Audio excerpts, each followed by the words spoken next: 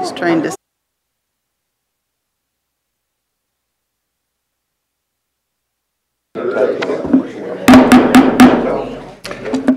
It is June 19th, 9 a.m. We'll call the Wright County Board of Commissioners meeting to order. Please stand for the Pledge of Allegiance.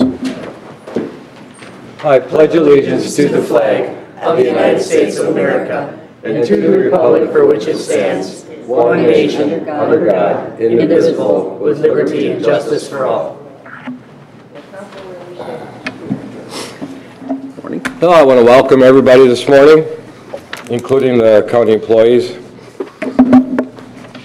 Oh, no laugh today. God. Leave the laugh. Rough crowd. Rough crowd. Sleeping. All righty. Minutes from County Board meeting of June 12th. Mr. Chair, I'll make a recommendation to approve the minutes as placed. I will second that with one question. Is Ryan Codola's name spelled with one T or two? With one, I believe. One T. Okay. All right, motion by Commissioner Vetch, second by Commissioner Hewson. Is there any other discussions? Hearing none, all those in favor say aye. Aye. Opposed, same sign. Motion carries unanimous. The agenda. I know we do have one thing we need to add to the agenda. Under items for consideration, we will add the minutes from Personnel Employee Relations as a third item. I left mine on my desk. Can I have With yours? that, with the addition of the personnel minutes under consideration. Is there anything else that anybody needs added or changed? Okay. With that, adding the personnel minutes, I will make a recommendation to approve the agenda. Second. Motion by Commissioner Vetch, second by Commissioner Burrell. Any other questions, discussions? Hearing none, all those in favor say aye. Aye. Opposed, same sign. Motion carries unanimous. Consent agenda. Does anybody have anything they would like to be removed for further discussion? Mr. Chair, I'll make a motion to approve the consent agenda as presented. I'll second that. Motion by Commissioner Potter, second by Commissioner Hewson. Any other discussion? Hearing none, all those in favor say aye. Aye. Opposed, same sign. Motion carries unanimous. Well, our award-winning auditor isn't here, and it looks like he's the first thing on, so I take it, Tammy, you're Tammy's here. in charge this morning? I am, for just a bit. Good morning, Mr. Chair and members of the board. First on the agenda for us, we have an approval of a transfer tobacco license for Mid-Country Co-op, formerly Mark's Service, in the city of Waverly. Mr. Chair, I'll make a motion to approve. Second. That. Motion by Commissioner Hewson, second by Commissioner Burrell. Any discussion? Hearing none, all those in favor say aye. Aye. Opposed, same sign. Motion carries unanimous. All right, and then the other two things on the agenda I'm actually going to let Matt take care of. It is in regards to County Ditch 10. Mr. Chair, members of the board, for the first item, it's for you to initiate the repair proceedings for County Ditch 10. We had a meeting back in March, and it's with a bunch of the landowners, and we had a lot of positive feedback to begin the repair process. So the first item would be to adopt the preliminary order and findings for the repair proceedings on County Ditch 10. Mr. Chair. Commissioner Potter. Thank you, Mr. Chair. Matt, can you, for the audience, ditch 10, tell them which one that is and where it's at? Just south of Montrose. It's one of West. Howard Lake. Howard Lake, sorry. Howard Lake, okay, that one, okay. Yeah, and it's 10.6 miles of open ditch system. It hasn't been repaired since, I believe, the 80s, last kind of major repair. So we're looking at doing a full system clean out. We had a pretty good meeting with our engineers, which is part of the second thing that adding onto the agenda, to do a full system repair. A lot of the landowners there, a lot of agriculture, so it'd be a benefit for everyone on the system to do the repairs. The reason I ask that is because we get so many of them, and anybody who's listening, ditch 10, ditch 13, ditch 33, ditch what, where are these at? So it's always good to have a reference point to where it's at, because it's easier for everybody else to remember where it's at. Yeah, obviously I gotta get No, scattered it's too. good though, but that's one that definitely needs to get fixed. And this, Mr. Chair, the other thing that we want to point out too, ditch 10 is the ditch that we've kind of done some work on as far as engineering to work on water quality along with drainage, and the county has invested considerable money in a study on that to the kind of our pilot project to see, and if we can get this to work, it might be something that goes through the rest of our ditch systems too. Yeah, and I've been working with Soil and Water on that pretty regularly, and I think it's going in a positive direction. And the engineering firm ISG and stuff, so yeah, there's,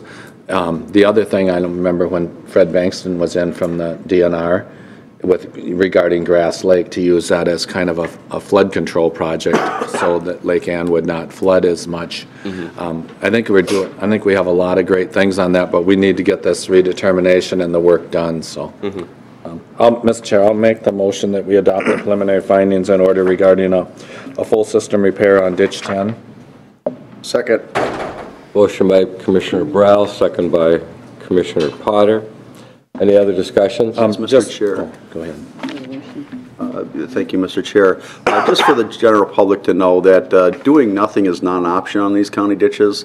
Most of them have not been repaired or looked at for a very long time. And this one was built in what year? Right. Early 1900s? Yeah. 1906? Yeah, Okay. when most It's of them time. were. You know, we have a duty and legal duty and obligation to maintain these, maintain not only records, that's why we hired Matt, maintain records, but also do the fixing on that to ensure that, you know, people don't get flooded out or bad things happen. So it's just, even though we seem like we're spending a lot of money on ditches, it's because it's long overdue. It's probably shoved under the rug for a few decades and not anymore. It's getting dealt with. And, Mr. Chair, I also wanted to add that there has been a lot of grant money. Bowser and different organizations are looking at what we're doing here. There was some work similar to this done down in Mapleton, down by Mankato, and they also got a lot of grant money. And I want to say it's, if I threw out a number, I would say somewhere around $300,000 right now of grant money that's being put forth on this. But it's going to be a very expensive repair, I think, for the ditch people themselves, the owners of the ditch, somewhere over $1 million. So, and I do want to point out that does not, that bill, because they will get a bill for this when it's done, it does not need to be paid right away. We have a pretty low interest rate, and we can put it on the tax bill over a period of years. So, because like Commissioner Potter said, God knows it took a period of years to get to where it's at now. So I think it's only fair that we do that and keep that interest rate as low as we can to pay that off. So, Well, there is some funding that has Soil and Water with them working with us. that grant money. There is some grant money that's going to be available, and I'm thinking that there'll be more available as time goes on. and that is mostly for the water quality projects, but it also, I think, covers some side inlets and things like that would be. Yeah, I think that was the They're first. also important to water quality because we don't have the soil eroding into the bank. It's like, there's different, I can't remember the name, but where they bring the water in from like a side inlet type thing, so. Okay, and also for the public, when we talk about county ditches, we're not talking about the ditches alongside the roads, which was the first thing I thought of when I got on board here. But look at it as a rural stormwater system is what it was originally designed for. And it's not owned by the county manages it. Yep. And what it was is a drainage ditch years ago that got dug to drain people's property, and instead of everybody doing it independently and going over, Matt, can I dig through your property, can I do this? Well, it was set up, and then it was the county to manage it, to make sure, and we are, like Commissioner Potter said, obligated by law, we shall maintain the ditches. We're the drainage authority. Yep. Okay. Approve ISG. That's all I had, Mr. Chair. Okay. So yeah, so the second item We will didn't vote actually yet, be. Matt. What? We didn't vote yet. Oh, okay, sorry. All right, so the second item is a roll call vote, but this item is just a regular, No, I think this. so all those in favor? Aye. Opposed, same sign? Motion carries unanimous. Great. Mr. Chair, I'll make a motion to appoint the engineering firm of ISG Group for the work on County Ditch 10 that we just talked about. Second. Motion by Commissioner Vetch, second by Commissioner Burrell. Any other discussions? Hearing none. Commissioner Burrell. Aye. Aye. Aye. Aye. Aye. Roll call vote is unanimous. Sorry, Matt, were you going to talk more about that? You guys did most of the time.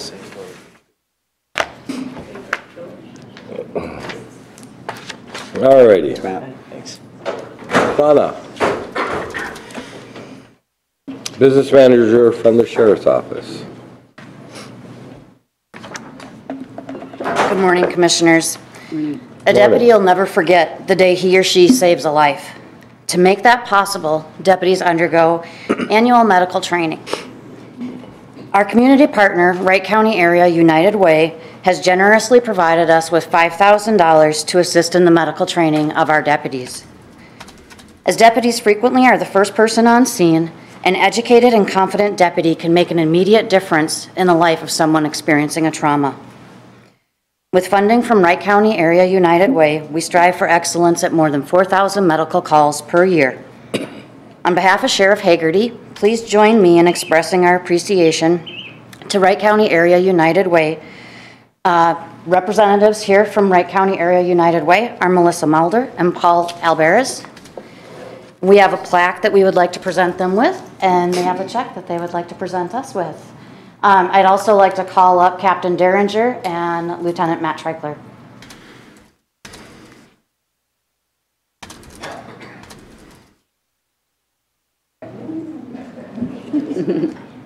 That's a big check. In the mail? And we will. Buys a lot of hamburgers. That way. Stick this here first. Order the check first and then that'll.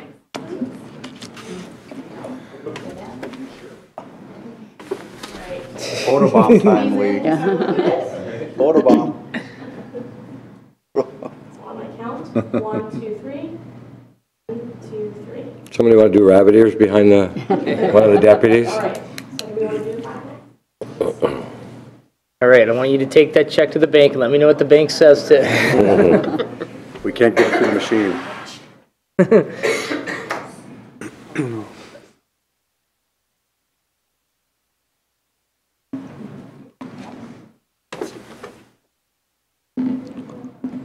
One, two, three. 1, 2, 3, and 1, 2, 3. Perfect. And 5x7 glossies will be for sale next week. You can sign up. Thank you. United Way, thank you very much. Thank you. It was very much appreciated. Yes. And Mr. Chair, we do have a resolution attached to this just to accept the donation.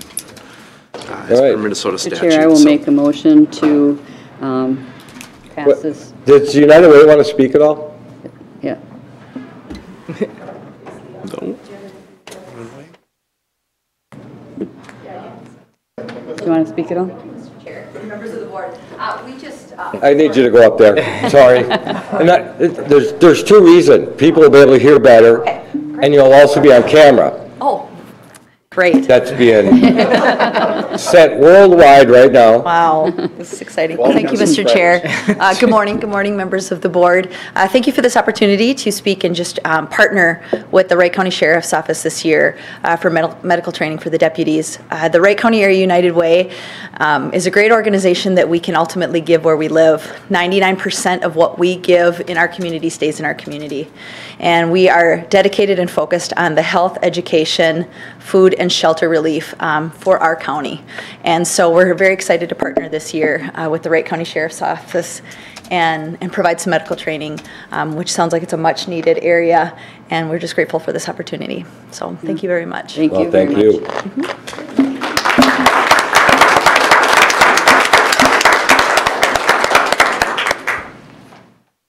So, Mr. Chair, I will make a motion to accept the donation of $5,000 from United Way to the Sheriff's Office for medical training. Second that? This is a resolution. It says so.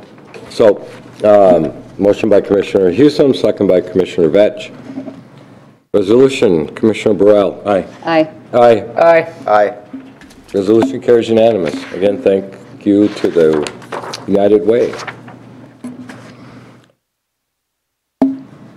Carrie Tripp, Vice President for External Relations from the Initiative Foundation. Good morning, how are you? And I appreciate the opportunity to join you this morning to give you a very brief update of our activities.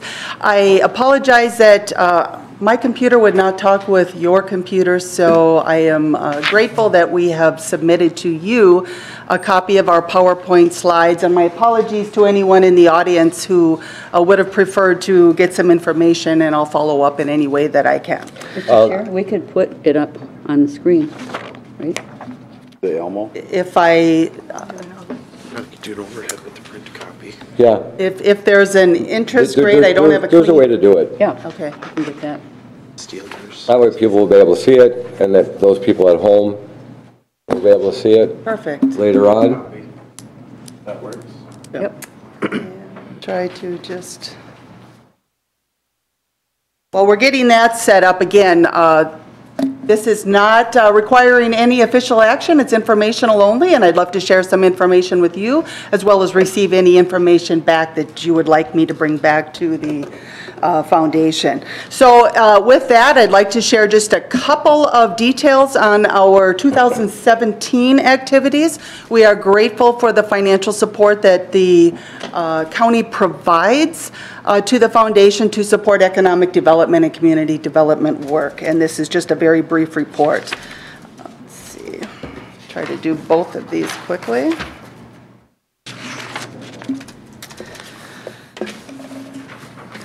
Just as a quick reminder then, in terms of our region, we have a 14-county region, of which Wright County is on our southern border. You can see we go as far north as Cass County, west and northwest to Wadena, and then easterly to the Wisconsin border, which would include, of course, Pine County, Chisago County. Within our region, we certainly have a variety of different needs. Wright County, for example, being a metro ring county, has many different needs than, for example, a Cass County would have. So as we seek to apply our services, we keep that in mind to meet the local needs. Again, our mission really is to help our local communities thrive and prosper. You can see in the next slide that we do that with a focus on three things. The cornerstone is to have a healthy and vibrant economy, and we do that through our workforce development activities, our business financing work, the loans that we offer, and direct technical assistance to businesses, as well as several programs and other services that we provide. Then we also look to anchor that with general community work as well as philanthropic work. So our community work, we strive in a broad way to support community development through programs such as our Thriving Communities Initiative, which brings communities through a process that helps them set vision and establish goals in their own region. Through nonprofit support, which again, our nonprofits are truly a cornerstone to our communities in the region and provide very necessary services to support their citizens through basic needs as well as through cultural activity. And we're most known in our communities for our grant awards. And I need to remind the group that local units of government are eligible for our grants, especially planning grants. We seek to support communities as they strive to come together to have conversations. So certainly the county as a whole is eligible for a grant, as well as we support grants to general nonprofits and economic organizations such as EDAs. Through philanthropy, that is the arm that both supports communities helping to raise money to stay in their own communities through partner funds that we host at the foundation and support, as well as the needs that we have to raise funds from our broad communities in the region to continue with our programs.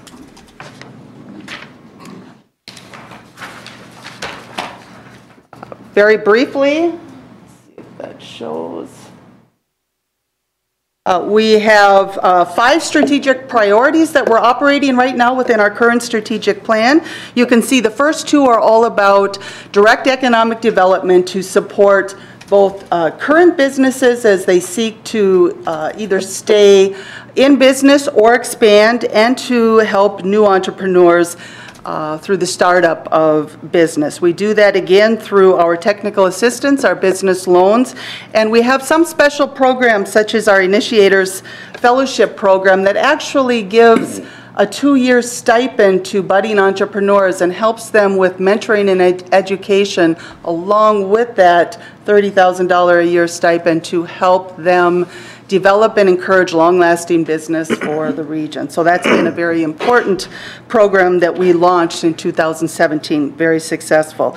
And as we look at our other strategic priorities, they involve both our grants to nonprofits, such as improving the economic status of financially disadvantaged people, our programs around kindergarten readiness and grants to other organizations around readiness, and in all things that we do, we seek to advance the next generation of leaders. So we do a lot of training and provide opportunity to engage those who are 40 and younger in the community process, so that their voices are heard. Looking at our investments, you can see we have some numbers that include our specifically the 2017 grants, loans, and then jobs created as a result of that, along with our total over the last 31 years. So you can see that in grants we have nearly $652,000 invested back into Wright County this year. One loan at $50,000. Although we are carrying the balance of several loans at this time as they are being paid off over a period of years. You can see our total loans into the county is over $4 million, and our current jobs with the one loan project, 3 created in the county. What I want to stress with this is this is a direct cash outlay, so to speak, of investment back into the county. It does not take into consideration our staff time, resources, anything we're doing with program expense, etc. So specifically, to describe a few of the business loans, we work very closely with many stakeholders in the county, very specifically with economic development, with the Wright County Economic Development Partnership, and we have an ongoing loan that we worked with them. We both put money into 2 specific projects, and we service the loan on their behalf. So that is one way that we work closely with the local economic development partnership, and have ongoing loans with some businesses in St. Michael, Buffalo, and Waverly. Most of those loans have to do with purchasing or expanding, making improvements to business buildings, the buildings themselves, or for capital equipment.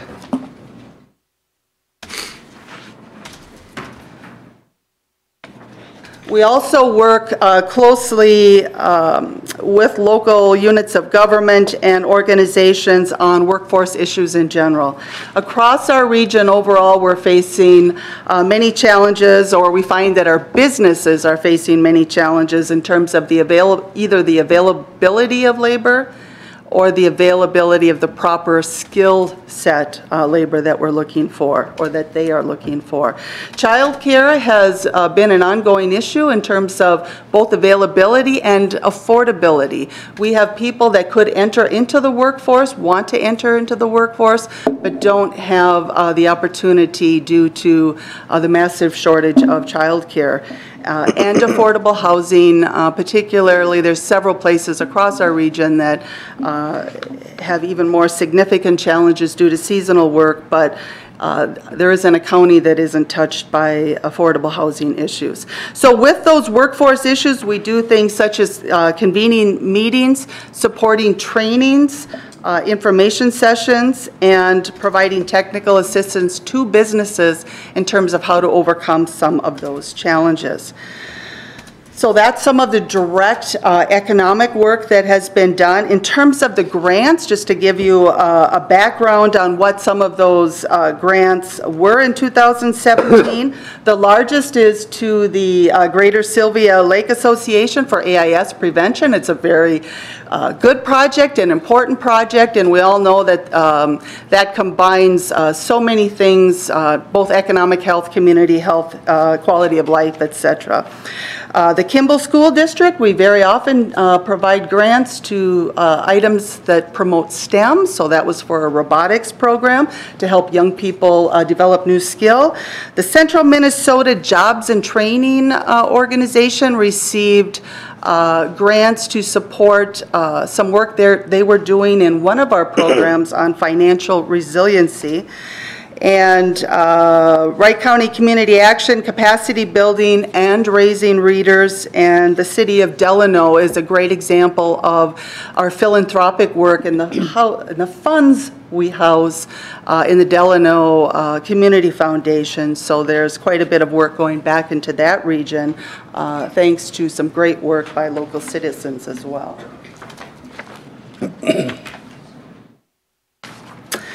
And in terms of general programs with the community, again, most people think of us as the grant maker, but we do a great deal to build the capacity of local nonprofits and other organizations. And our financial resiliency through social enterprise program really brought nonprofits in who wanted to find a way to have lasting sustainability and develop some type of social enterprise that made sense for their organization and their community. And you have two that have been highly successful in Wright County over this past year. The Big Lake Community Food Shelf has done some work, and they had launched their Farm to Table program, and the Central Minnesota Jobs and Training organization has turned in a business plan to provide more direct economic development services to the area. So both of those, again, filling very important needs.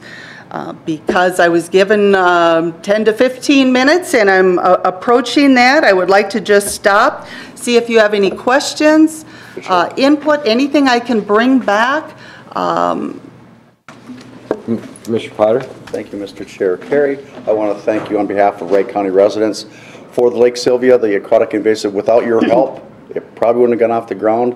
And for the heat we've taken for doing this, just let the public know. Starry stonewort just decimated a lake, Lake Coronis. We do not want that in Wright County. And it was spotted in Sylvia and a couple of, we want to get it, we have no illusion that we're going to get rid of it. We're just trying to slow it down so we can analyze and how do we control it. Because once that takes over a lake, all these people that say I'm being impinged on my fishing right, you'll have no fishing at all. I mean, so we have to try something. It's a pilot project. And if it works, or if we get gather data that can help us combat it, that's what the objective is.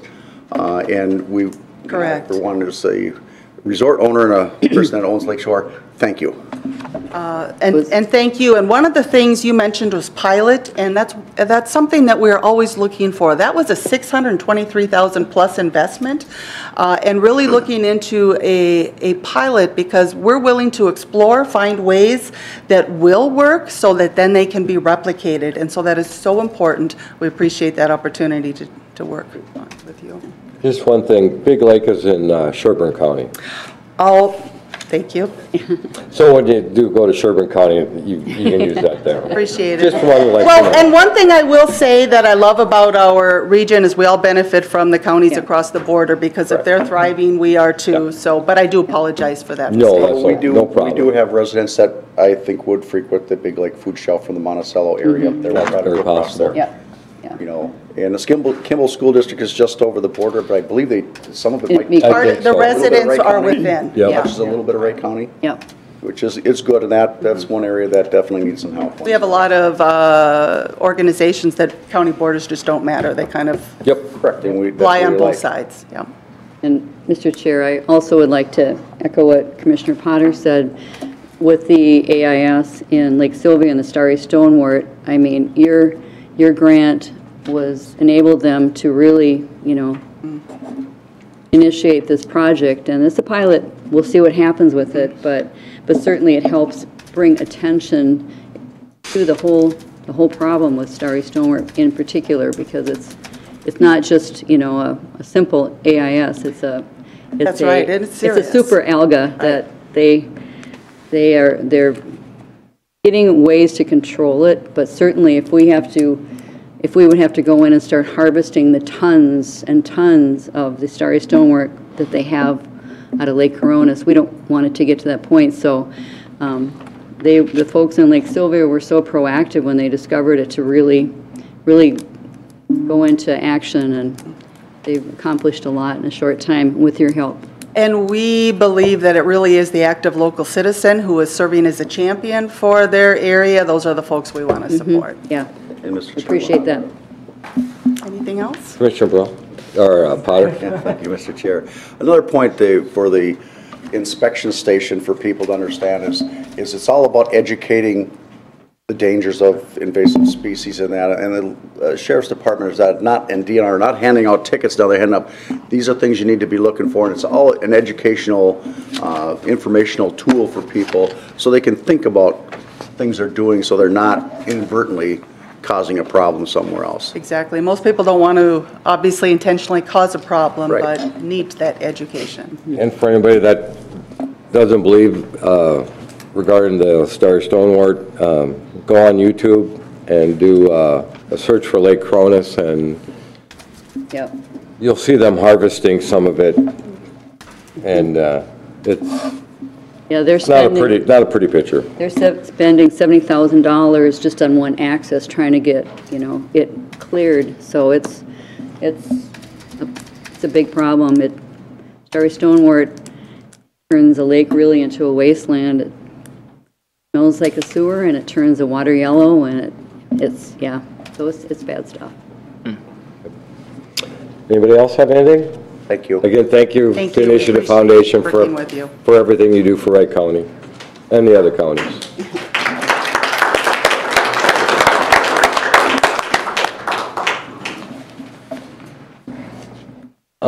Ann Burns and Mary Beth Knoll, American Promise. I might need your help to reconfigure your system so my projector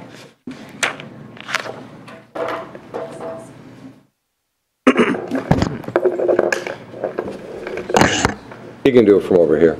I think that's amazing and wonderful. Should be able to do it from over there. Yeah. Or not.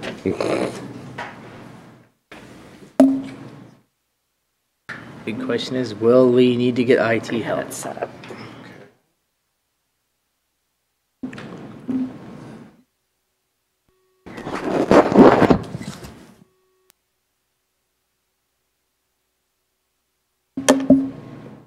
Refresh your screen, yeah. Oh, wait, I just actually turned off so that it's projecting. There we go. Oh, We got look it. at that. Now we can applaud you too. High five. Right. Yeah. It's the unsung heroes like Lee. You know. Yeah. Some days you get lucky. I was getting nervous. I'm glad it's more than luck. Thank you, Commissioners, for inviting us to come and speak to you today and share with you why we believe supporting the 28th Amendment is vital to our democracy. Can you hear me? Yeah, you're hard to hear. If you also would, again, just introduce I will. yourself. Yep. My name is Ann Burns, and I live in Monticello. And with me today is Mary Beth Knoll. She lives in Silver Creek Township. And we're going to spend a little time just running through some slides, and both of us will take time to speak. Right, so Mary Beth is going to sit down, and soon I will. Our goal today is to gain your support to adopt a resolution. calling for an amendment to the Constitution. The resolution is included in the packet that we submitted for today's discussion. It should be the last page of your packet. In our discussion today, we're going to discuss three major themes. First is the problem, and the problem is money having a corrupting influence in politics. We want to acknowledge right at the start that this is a cross-partisan problem. Both sides are engaged in accepting huge amounts of money that is resulting in what can be called legal bribery. The problem is a result of a series of Supreme Court rulings, including Citizens United, which allowed unlimited campaign spending. The second is the solution. We feel the 28th Amendment is the best way to address this problem and these Supreme Court rulings. And then finally, we're going to talk about how our democracy as a great experiment in self-government with real human beings, individuals with equal rights, deciding how to govern ourselves, can get big money out of politics, or at least the weight of big money out of politics. In 1976, a Supreme Court ruling declared two things: that money is speech, and that artificial entities like unions and corporations have the same constitutional rights as natural human beings. Because money is speech, spending limits have been abolished. If you look at the chart, you can see how that's increased. So because candidates who spend the most amount of money tend to win, over the course of time, we've got this competing candidates spending more and more and more. And the chart shows you that in the last two federal campaigns, we've been approaching $7 billion in campaign spending nationwide. I want to compare 1976's spending. So since 1976, the U.S. population has grown, so you'd expect spending to increase, but it's only grown by 50%. Spending on federal elections has increased almost tenfold in that time. Outside spending is money that does not come from the candidate's campaign or from the political party nominating that candidate. Outside spending is money that comes from PACs, from super PACs, from 501c4 groups. The more contested a race is, the more outside money is spent on that race. And as you can see from the table, notice first how much money was spent in this last election cycle in the Minnesota Congressional 2 race. Over $6 million was spent. How much of that money was spent on negative ads against the candidates is one of the reasons that voters are being turned off. We object not only to the obscene amounts of money, but we also object to the mudslinging that these ads generate, because people can't talk to their own candidates to learn about the issues. The higher the spending, the higher the percentage of negative ads, and we don't want it to get worse. And if you look at Congressional District 8 in the last cycle, $15 million of outside spending. CD2 is part of southern, CD8 is up in the northeastern part of the state. These pie charts demonstrate how skewed the system is. Unlimited spending has allowed billionaires to buy more speech than ordinary Americans. These pie charts show how skewed things are. The one on the left shows you what 0.5% of the US population looks like. The one on the right shows you that 0.5% spent 68% of the dollars in our last federal election. That election that spent nearly $7 billion. That means that the 99.5%, the rest of us, are really only spending a third of that, about 32%. So if money is speech, then it becomes obvious that those who have the most money are able to speak more than the average citizens. And that can be seen by people as that billionaires are influencing policy. So I want to talk a little bit about that. And I said that we have this issue going on both sides. If I threaten to take away my $40 contribution from Senator Klobuchar or from Tom Emmer, I don't think that it would make the news, and I don't think it would change their votes. It's clear that not only are billionaires' voices louder, but they are overtly using their wealth to influence ongoing policy discussions, not just campaigns, not just during elections. The Koch donation to Paul Ryan includes money that went through a PAC called the Congressional Leadership Fund. And Steyer's PAC donated $88 million in 2016 to Democrats.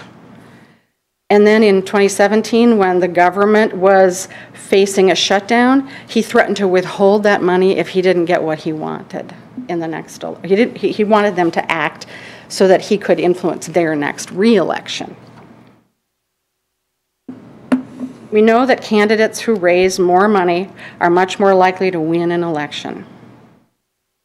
And we're sensitive to that. People need money to win elections. That fact combined with unlimited spending, however, puts pressure on our lawmakers to use much more of their time in fundraising. And we want them instead to be representing us. Rick Nolan said that both parties have told their newly elected representatives to Congress that they should be spending 30 hours a week dialing for dollars. That constitutes more than 60% of their time. And when members of Congress are so reliant on money to get elected and stay in office, they end up giving their time and attention to those donors rather than the needs of their constituents. And many members of Congress have publicly stated how much they hate spending time fundraising. In our current political system, over 80% of Americans feel disenfranchised and feel silenced. They feel that their speech rights have been infringed.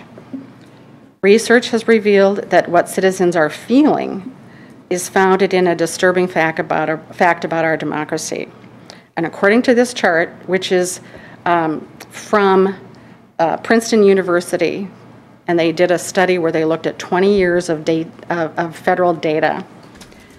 You'll notice that the line on the bottom, 0 to 100%, 0 to 100% indicates public support for an idea, and the vertical axis, 0 to 100%, is the chance that an idea actually becomes policy. And that black line that goes up diagonally is what one might expect if public opinion drove policy. You would expect that if nobody supported an idea, it wouldn't become policy. If everybody supported an idea, it might. So the chance of it becoming. That purple line shows you the reality for 90% of Americans. The bottom 90% of income earners only have a 30% chance of something becoming policy, even if all 90% of them support it. And at the other end, if zero support from those 90% exists, it still has a 30% chance of becoming policy. What that means is that the 90%, the bottom 90% of income earners are not influencing policy. Their opinions aren't making any difference. It's all the same. The yellow line shows the influence of the top 10% of income earners. And you'll see that if 0% of income earners are against something, it tends to not become policy. And if more of them support an idea, there's a greater than 50% chance that it will become policy. That yellow line represents the current reality for the top 10%. And as you can see, if the wealthy few dislike an idea, it's less likely to become a policy, even if 100% of the 90% like it. This means that with the most money, you're able to move policy, and if you have less money, you're not. And we think that that's not fair. And this is not how we want our democracy to work. Mary Beth will come up.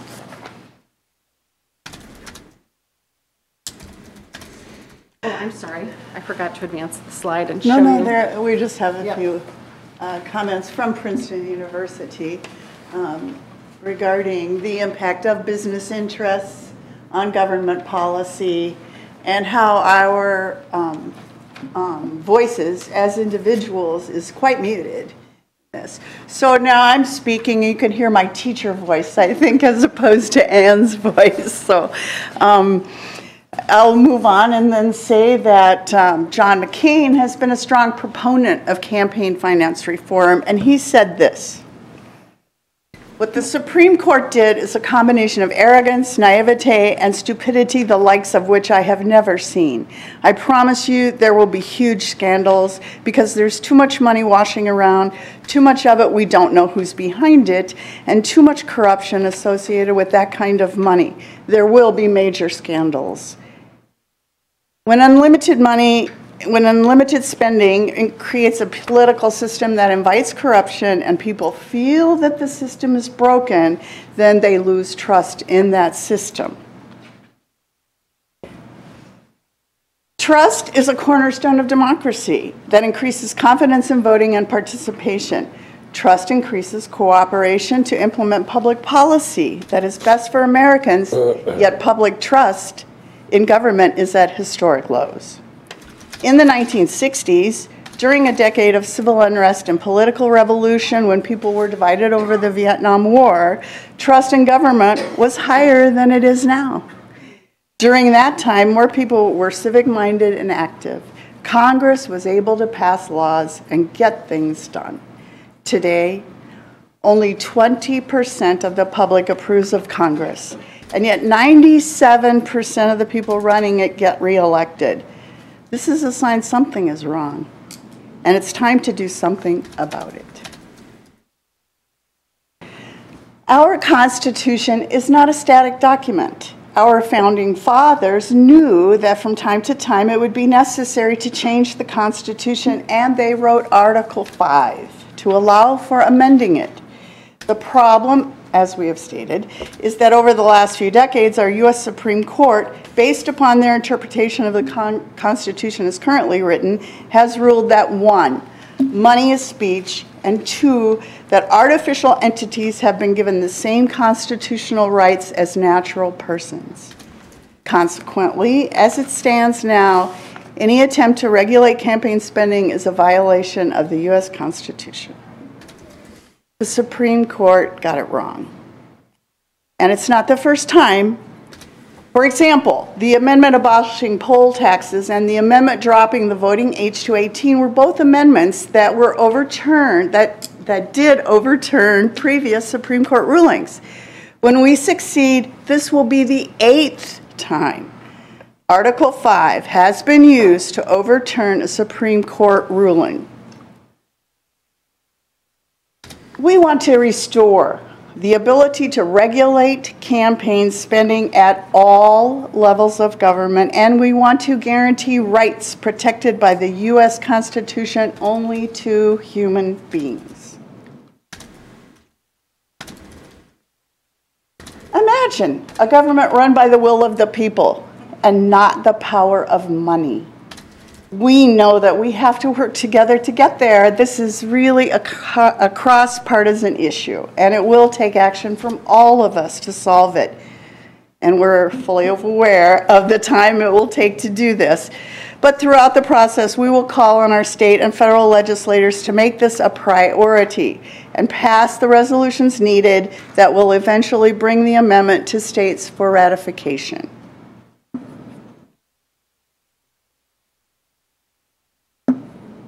80% of Americans want big money out of politics.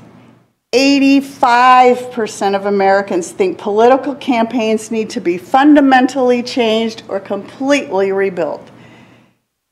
Americans not only want this change,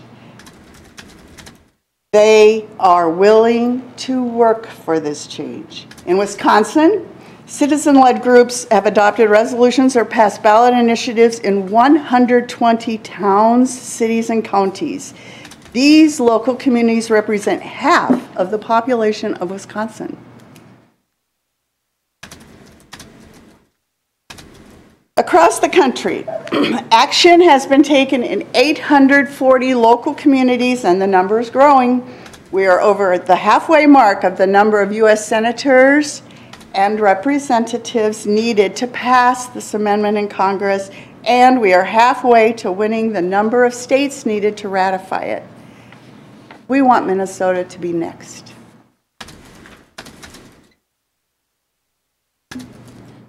This is an urgent matter. Big money is moving into local elections, and this article says the super PAC spent $150,000 to oust school board members in Elizabeth, New Jersey.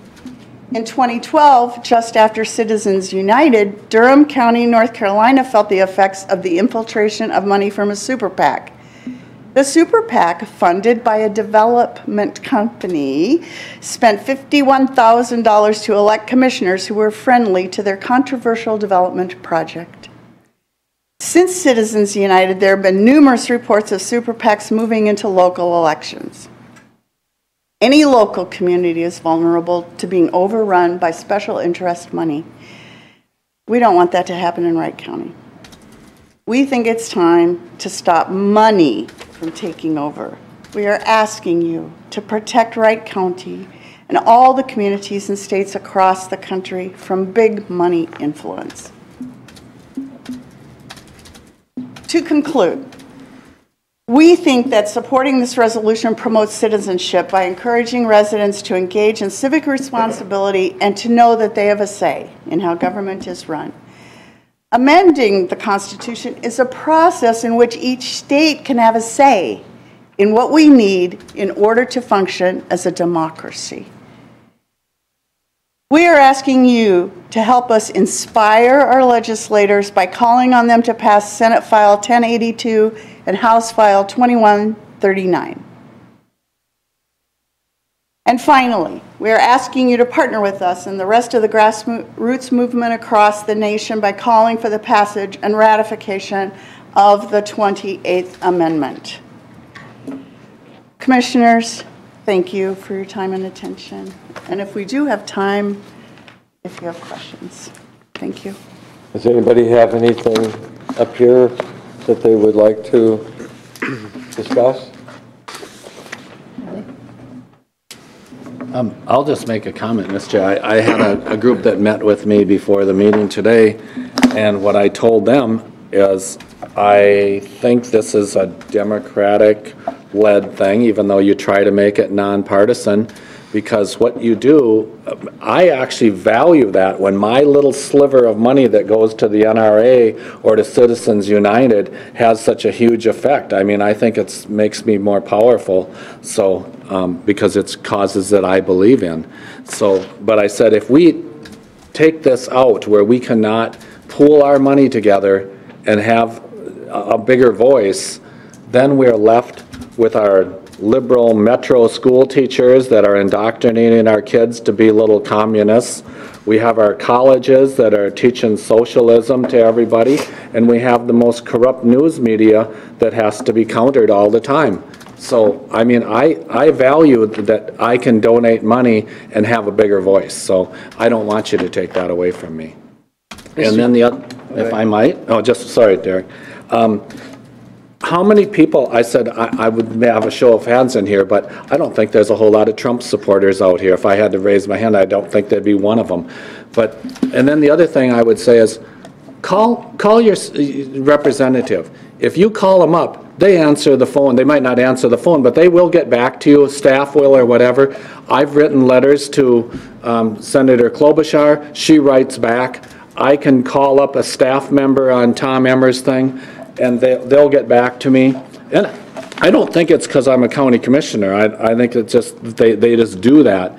But I was going to say, this actually came from the Howard Lake Herald June 6th, but it says the power of good policy. And it says, for those who feared that partisanship and politics always trumps a policy in Washington, I have good news. And this was something that was brought up at a town hall meeting, I believe it was down, oh gosh, it was down south somewhere, but it was at a Tom Emmer Town Hall, where they're talking about community banking. And the community banks are being punished by the big banks that have done bad things. The community banks got lumped in with all these rules and regulations. Well, you know what? The good news is, to those concerned that our political environment is too far gone to keep good policy from becoming law, let this serve as a reminder that the role we all play in advocating for change can help a good idea to be determined. So I appreciate what you're doing, because you are giving voice to government and stuff. I just think you're on the wrong side of this, because, like I said, if we take my voice out by able to pool my money together and have a bigger voice, we're left with how are we going to stop the school teachers, you know, and I'm not saying all of them, don't get me wrong, because I think we have great school teachers, but you watch this stuff that's hyperbole coming out from these kids, that brainwashed kids from Florida over the school shooting thing, to think that banning assault weapons is going to be the end all. I said, what do they do when that doesn't work? Then they'll do something else. They'll never quit until they have all the guns banned from the country. So I just said that has to be countered. And the only way I can do it is to make my donation, my small donation in relative terms, to a group like the NRA to put my voice out there. So anyway. Okay, thank you for your opinion, Commissioner Burrell. Yep. Commissioner Vett, you have something? You know, I just look at this as this is a step towards local control, individual control. I get tired of shopping around trying to find that perfect group to put my money into that's going to speak for all my needs. Because, you know what, I put it in there for a while, but then their board of directors take it in a different direction I don't want to go, so no longer can I contribute to that group. Now I got to find a new group. And constantly, I think, and we try to spin this into a political party option, whether it's option A or option B. You know, I mean, this is more of a thing of trying to say, you know what, this isn't a Republican Democrat initiative. This is a individual initiative. This is saying that we're tired of having only so few choices. We want to have more choices. We want more individual policies, and we want to be heard. It's unfortunately, it's going to take this. I don't think we're stifling freedom of speech. We're saying we want to be heard on an individual level instead of having to pool all our money together, Charlie. I mean, I respect your views on it, but I think it's gone too far in that direction, where the other side now, at the rate we're going. So Derek, take it all away. Mm-hmm. What are we left with? Taking what all away? Take all the money out and all that. What are we left with? The teachers, the colleges. They're the same. They operate the same way as your teachers' unions operate the same way the Koch brothers do. They just put their money on one side, one puts the other. I'm talking about the teachers' unions. I'm talking about indoctrinating your kids at school. That's what I'm talking about. Okay, so you're worrying about the educational policy, but that's a school board issue. You guys miss it. It's these groups they lost a case in court, so now they're going to be sore about it. If it went the other way, they'd be great with money in politics. They have for a long time, you know. So. Yeah, I also met with some fine constituents in my district, and, you know, I agree about the spending is immoral, in my opinion. The amount of money that goes into the elections is immoral. But as I'm doing, you know, deeper look into this, my concern is about the free speech, and so that's kind of threw a wrench, you know, into my thinking. You've got broad support for this. And one of the things is that, I mean, when I was in a union, my union dollars went to support candidates that I did not support, and I didn't like that at all. Really, it bothered me because I didn't have a voice in that. So there again, there's the voice. The thing is that political spending is recognized as a form of free speech. I'm afraid that if you pass this, that it will be the people that are law-abiding people and do not use this, you know, in a bad way, but it's the people that don't care, that are, you know, they don't worry about being law-abiding in this.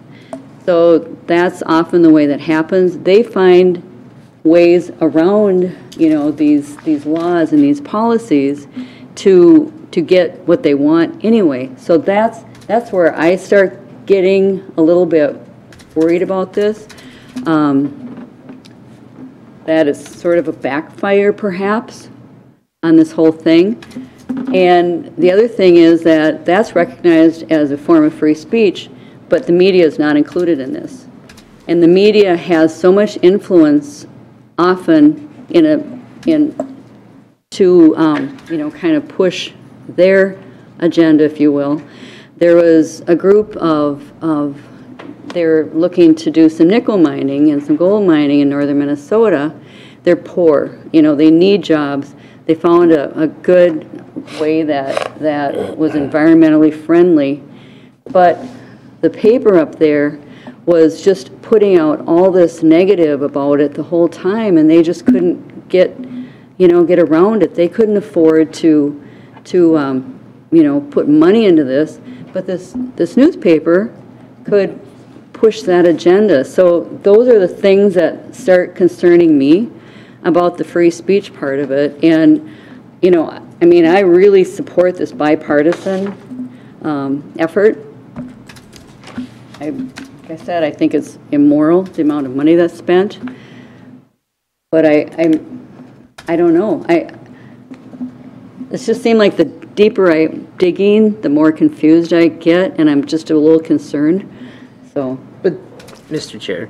Mr. Batch? I just, you know, at some point, you have to draw a line in the sand and say we will or we will not tolerate something. You know, ultimately, if this move forward, you know what, they're going to find other ways to work around it, and it'll be another battle for another day. But it's the way of rallying the general public together to say, you know what, we want our individual voices to be heard and not have to be heard as a collective group.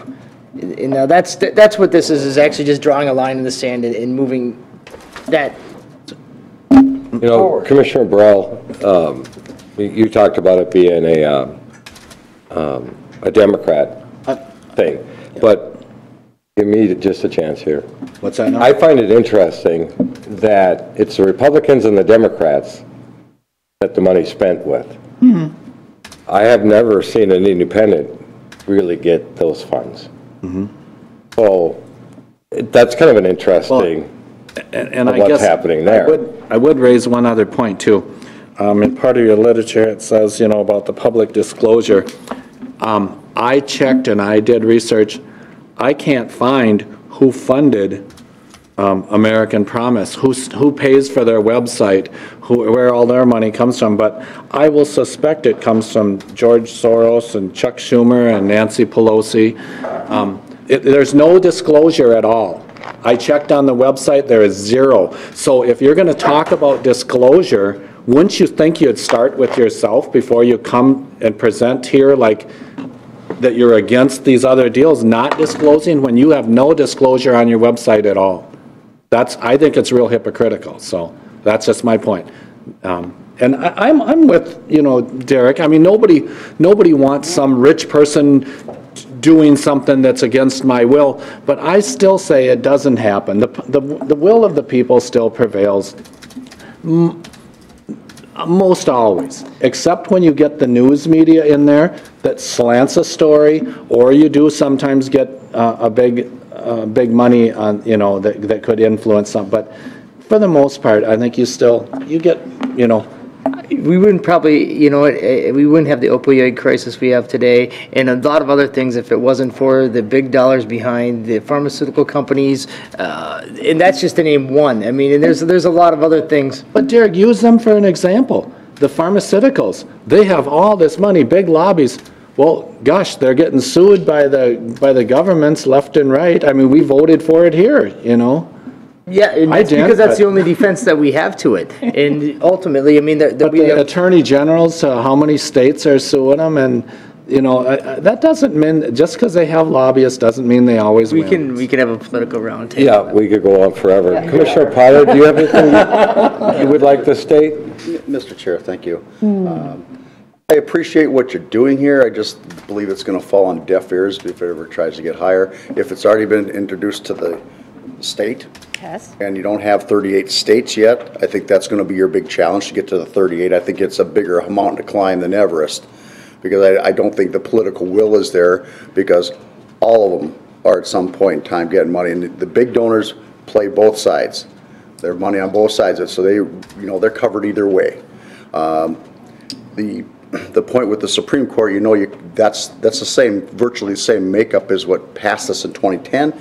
They're not going to change themselves. The 28th Amendment, I got a feeling that even if we are the next state to pass it, you're going to have a hard time not only get to 38, but it gets out to D.C. and it's going to just die in committee. It'll never get to the floor for a vote, because those guys are great about throwing it into committee, studying, and it gets pushed off, and the next problem comes up, and now this one's not going anywhere.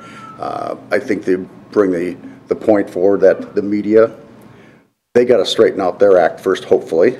Our local media, we were really good here. We got good media local here. Yeah. But when you get to some of the national ones, you got to clean that act up first. That's going to help, because that's what's prompting some of this, because there's so much one side or other, everybody's got their point of view, that you're trying to figure out, okay, what is the truth? Days gone by, it was pretty simple. You read the Arizona Republic and you read the Star Tribune, you got both extremes, and you just read both of them, and somewhere in the middle you get the truth. It's not like that anymore. I mean, it was simple back then, but it's not that simple anymore.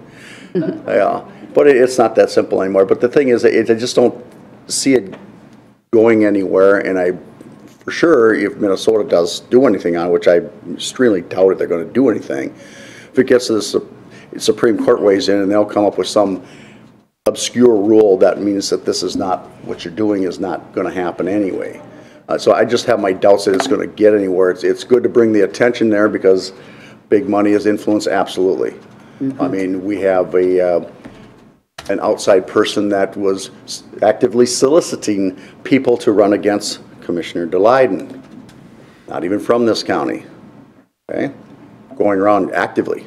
I mean, you know, those kind of things that kind of gets me. And this particular person, I'm going to call him on the carpet when I get a chance and ask him, you know, what are you doing sticking your nose in here when you don't even live here? But I just don't see this really going anywhere. I mean, it's a nice symbolic gesture to pass a resolution, and a lot of times city councils pass resolutions, county, and they get to say, oh, that's nice, and it goes on the file basket. It's just not, it doesn't go anywhere. And that's my point, Mr. Chair. It's just, it's a good thing to bring up. It's good to bring the attention there. It's got to get higher exposure than what a county board can do. Oh, I agree. I agree. And that's one reason why we're asking you to pass the resolution, so that it can, so that along with Sherburne County and other Minnesota counties, we can start to help citizens hear that something is changing. I want to point out that this resolution is simply calling for a constitutional amendment. It's not saying that you can't donate to the NRA or you can't donate to the ACLU. It's saying that people have rights and artificial entities don't. And it's also saying that our elected representatives now have the authority to consider campaign finance reform. This doesn't say we must. It says they have the authority if they choose. So our elected representatives would act based on what the citizens want. And if the citizens don't want campaign finance reform, it won't happen.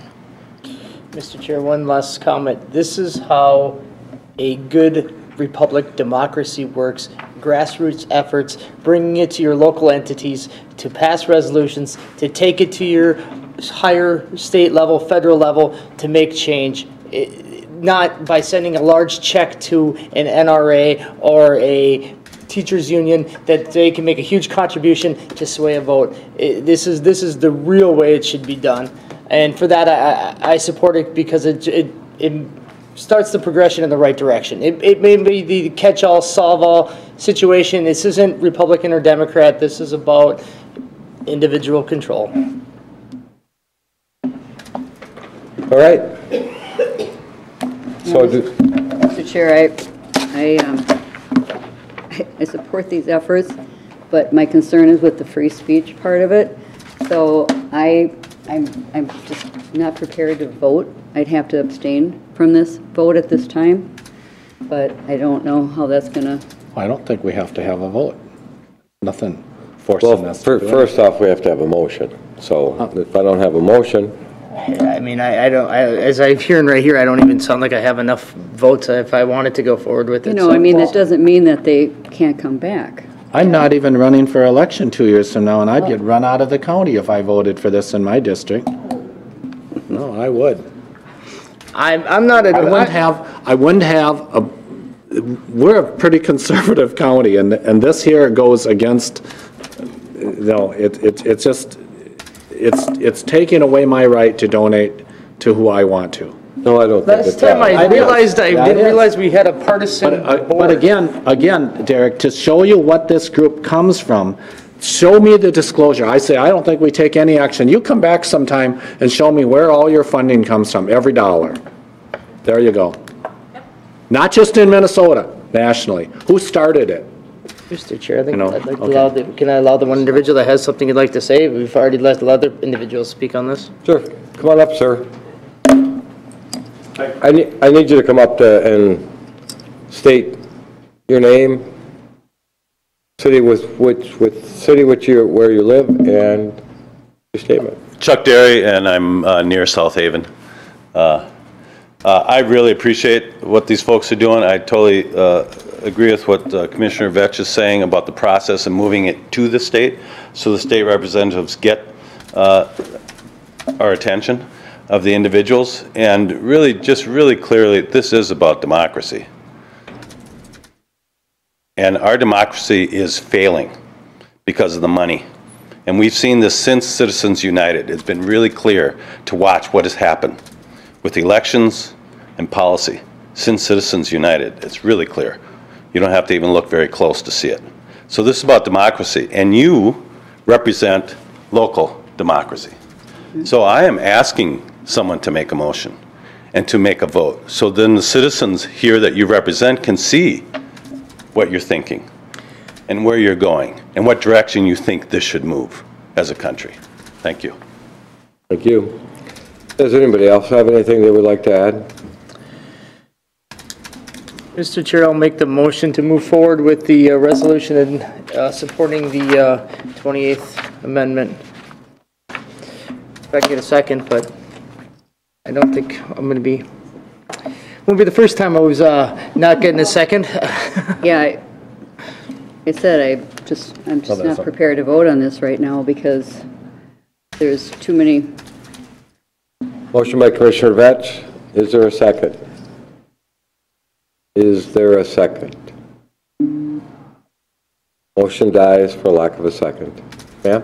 Yes, we would be happy to provide additional information with Commissioner Burrell, your request about financing. I'm a local grassroots person, and I don't know that much about the national financing, but I think we can find that out. And then if you could, like, when you put the donation there, then put if you're a Democrat or Republican too. Well, I don't. Because otherwise I wouldn't know all the time. What about an independent? Yeah. But Charlie, They could do that too. Charlie, this board It's Nonpartisan. nonpartisan. And I get tired of trying to bring party politics. It's had enough at the state and that's what federal we're level. doing, Wants us to though. bring it to local No, politics. that's not what we're doing. We're bringing politics into this. I'd be, this year. so we. It shouldn't even be coming to the county. I'll try to provide that money, and then if you want additional information or want us to meet with you individually again to clarify or provide more background, we're happy to.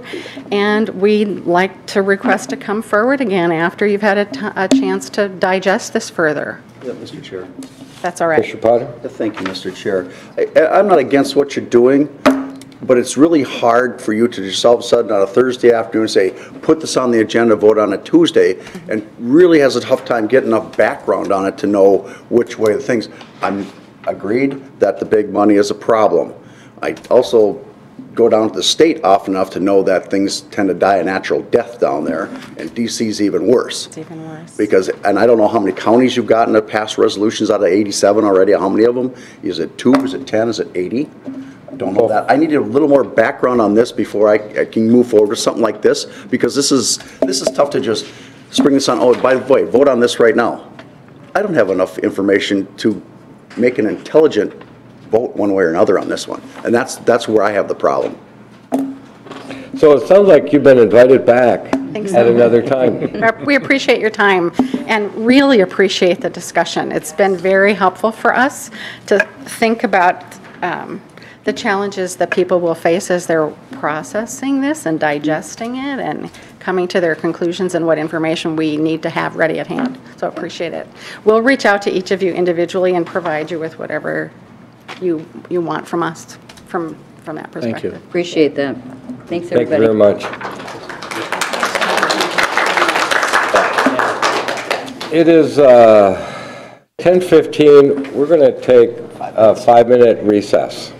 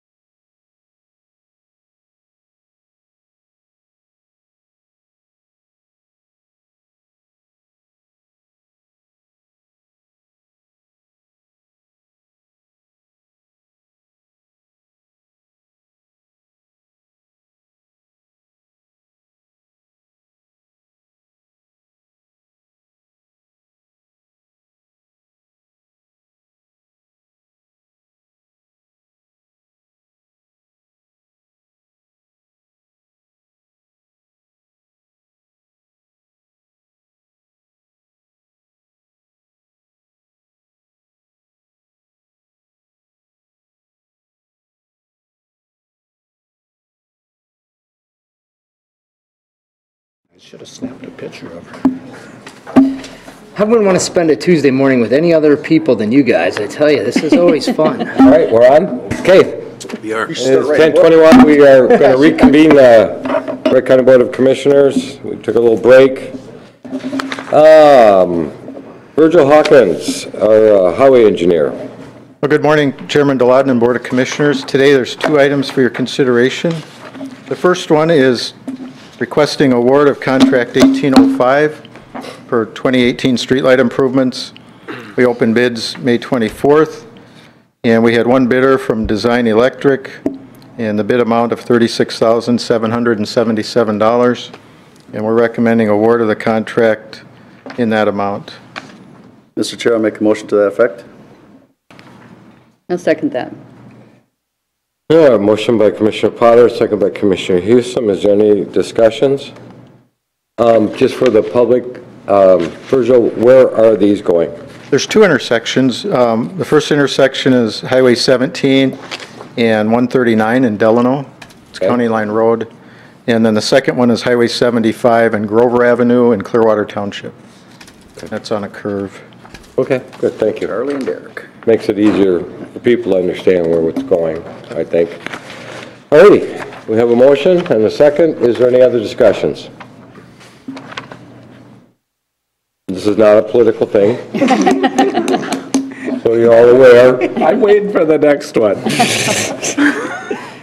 All those in favor say aye. Aye. Opposed, same sign. Motion carries unanimous. Thank you. Item 2 is we're requesting award of contract 1809 that includes the construction of a mini roundabout, low-speed mini roundabout at the intersection of Highway 8, 57, and Elm Street in Maple Lake. The contract also includes ditch improvements along Highway 8 south of Division Street. We opened bids May 24th. A summary of the bids are attached. We also went to the City of Maple Lake Council meeting, and they're okay with their local share. We have a memo of understanding agreement with them for paying their share.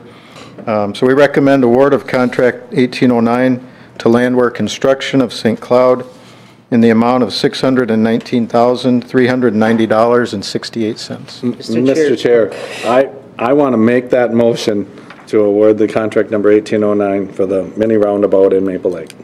I'll second that. There we go. This is a Democrat that did this. It's not in a 55.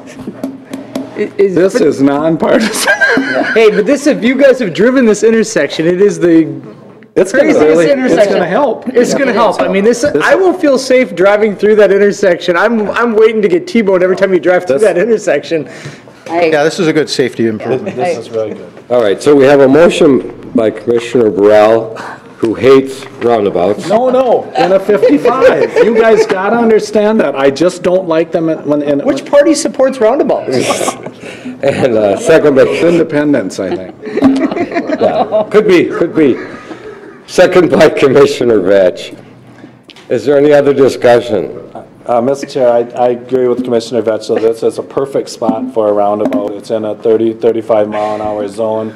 It's a real weird intersection, and it's, what is it, 1, 2, 3, 4, 5 legs. Five streets come together at this. It's like a perfect thing for a roundabout. Does the NRA support it? Okay, so Don't get him started. this is just a normal, it's not a resolution. All those in favor say aye. Aye. Opposed, same sign. Motion carries unanimous. Thank you. Thank you. Thank you. I'm sorry, Charlie. I have to just, if we can't have fun here today. Yeah. Dr. Mattice, Director of Parks and Recreation. Doctor. And no, he's not a real doctor, a medical doctor. He's the doctor of parks. Good morning, Mr. Chair, members of the board. Mark. Couple things, I guess. One, I'd like to schedule a committee of the whole meeting to do a few things, show you some of our improvements that you guys have funded the last few years.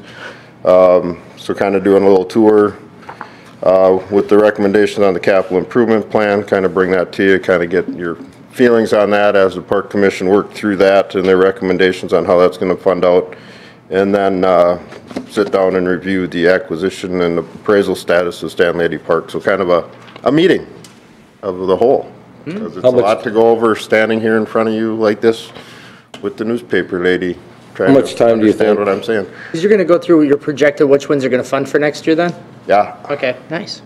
How much time do you think you're gonna need? I'm saying, you know, you guys love me so much, so I'll keep it to a minimum, try 6 hours. 6 hours? 6 No. hours. Good.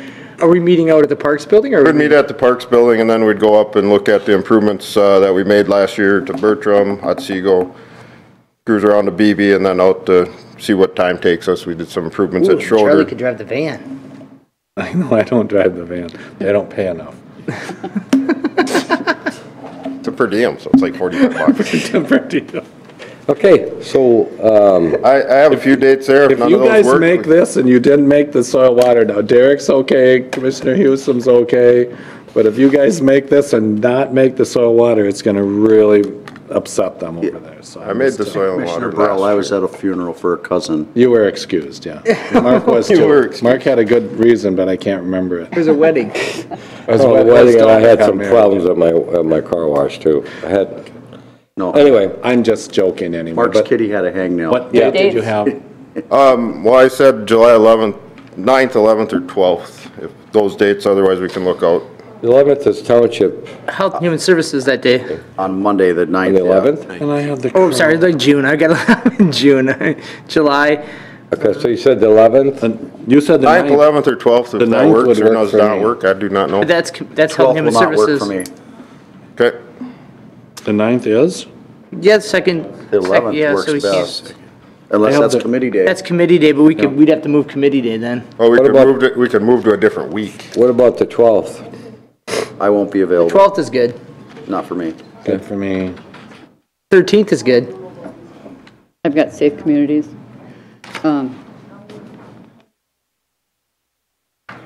The following week, 16th, oh no, that's a bad day 17th, for we me. don't have any extra meetings. 16th? 17th would be good. That's a board meeting day, though. Tuesday. We could go after the board though, can't we? How long do you need? How many hours really? It's at 6. Well, how many hours you want to go? I mean, Are you thinking 4 hours? If we could get to 4. depends what you want to see, you know. That will not Why work. don't, I think, you know what, that was one of the criticisms that we got with the soil water, it went a little long. Maybe try to do it in a half a day, I can do it in a half a day. and then have lunch So that after. was not you, that one then. Party's buying lunch after. The 17th won't work then. We have a couple items over here that Michael just reminded me of. July 17th, 2019? How's that one? I mean, Monday During the the fair. 16th, we don't have, The 19th is the fair. No, Derek has something. oh, you have to say. something on the 16th? How about July 6th, Friday, July 6th? That's a real open day. I don't think we're gonna want to I'm do it available. that day. You're available? I'm available. I'm not. You're not? All right. Mike, when are you available? That's what I said. He's got to, maybe we got to, his schedule's too busy. Can you, is there any time you're available, Mike? Not today. No, but coming up for, Is the morning of the 9th just a work? 4-hour, morning or an I would just, afternoon. I would, 6 I would hours. I would propose perhaps Monday, the 23rd, we don't have HHS. Can we do the 28th of June? That's sooner? I mean, it's a little bit quick on you. I'm actually gone next week. All right. Yeah, So you guys can go, I'll send Brad with you. What, Be perfect. actually, the coordinator had a suggestion. okay. Did he? The 9th in the morning. Morning of the 9th, prior to HHS, if you were doing approximately 4 hours. That would work. 8 a.m. to noon, That would, Yep. that's 6 to noon, whatever. 6 to noon? 6 a.m. I'm up. We're going to watch the sunrise at BB or what? Good. We'd have to get up earlier if you want to watch the sunrise. That's right, it's like I don't want to do the 5:30. parks in the afternoon when they're packed, but whatever. You can videotape it for us and play it back. Does that work for everyone? If it does, I'll make a So we're- motion to. What set time? Committee of the Whole on July 9th from 8 to noon. That works. 8. July 9th? Yep. I thought you said that was Human Services Day. In the Yes, afternoon. we're gonna do In the it afternoon. in the morning So 8 to noon. Okay. or so. Where do we meet? We'll meet at my office, Yeah, Parks Building? Okay. and we'll just lower the tour down, because I know, I've been hearing different things from commissioners saying like, hey, maybe we should see some of the things you've been funding. So you know, we're actually doing them, just not saying we're doing them. All right, July 9th, 8 a.m. to noon. Oh, Did you make that motion already? No. I did. Christine did. Was it I'll Chief? second it. Okay. For a committee of the whole with the parks. And Mr. Chair, I appreciate this because we're going to be meeting with the sheriff's office also and now with parks. And I think of these as really kind of workshops too. Yeah. And something I was trying to promote for the last. We'll year. probably just do Bertram, Otsego, and Beebe because Collinwood's a long ways away, and Yep. then maybe next year we can go look at those big improvements rather than looking at an open field saying, hey, this is what we're doing. Yep. Yeah, it might be a good point when it's all done. Yep. All right. Good dude. No. Oh, yeah. All those in favor say aye. Aye. Opposed, same side. Motion carries unanimous. Second order of business is a request to adopt a local government sponsor resolution related to a Park and Trail Legacy Grant application submittal that we'll be submitting by the end of July. This is for the initial campground development at Bertram Park, where we've been doing all our site planning this summer. Estimated cost right now, we're at 3.3 million. We're looking at going after 2.4, just over 2.4, 75% of that in grants. And then when we review the capital improvement plan, you can see how that'll phase over 2020 and 2021 to come up with that local match. I don't know if we'll get it the first round because that's looking at most of the funds. Mr. Chair, I'll make a motion to adopt a local government-sponsored resolution related to Park Trail Legacy Grant application. I guess I'll second it this time. Motion by Commissioner Vetch, second by Commissioner Burrell. Talking about reaching across the aisle, huh? I know. We're going to just, get a picture of that there, Charlie? Ribbon cutting ceremony. We got to make sure he's there. He's not going to give me the floor ever again, I think. No. Okay. Do we have any other discussions, questions regarding this? Hearing none, all those in favor say aye. Aye. Is this Opposed, a same sign. resolution too or not? That's a resolution. Oh, I'm sorry. Resolution? Little roll call thing. Aye. Aye. Aye. Aye. Aye. Thank you.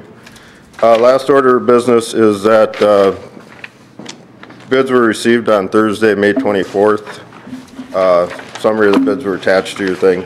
Below, for the Casat 12 trail paving, we applied for the grant, back in 2015, did our project estimations, stuff like that. Knife River Corp came in low at $463,835.20. Nice, they got 20 cents in there. Since that time that we wrote the grant and did our cost estimating, a new ADA guideline policy was adopted. Yep. Which we didn't have in the grant. That increased the project cost nearly $40,000. And then asphalt was $46,000 different. So we're obviously over budget on that project. A few things we've talked about is reducing the thickness of the asphalt from 3 inches down to 2.5, which could save us $46,000, which makes up for that 46, but does not make up for the ADA improvements. ADA Yeah, policy. but what kind of quality are we going to have Yeah. with 2.5 inches? Well, if it doesn't last very long, then Couple different philosophies on it is that we've had that base there for so many years that it's well compacted, so the base is just as important as the thickness of the asphalt. The problem we have with that is that the paver has a tough time holding that 2.5, so then you're gonna get a little, maybe some extra here and maybe narrowed back here, so you end up with 2 inches here and 3 inches over here.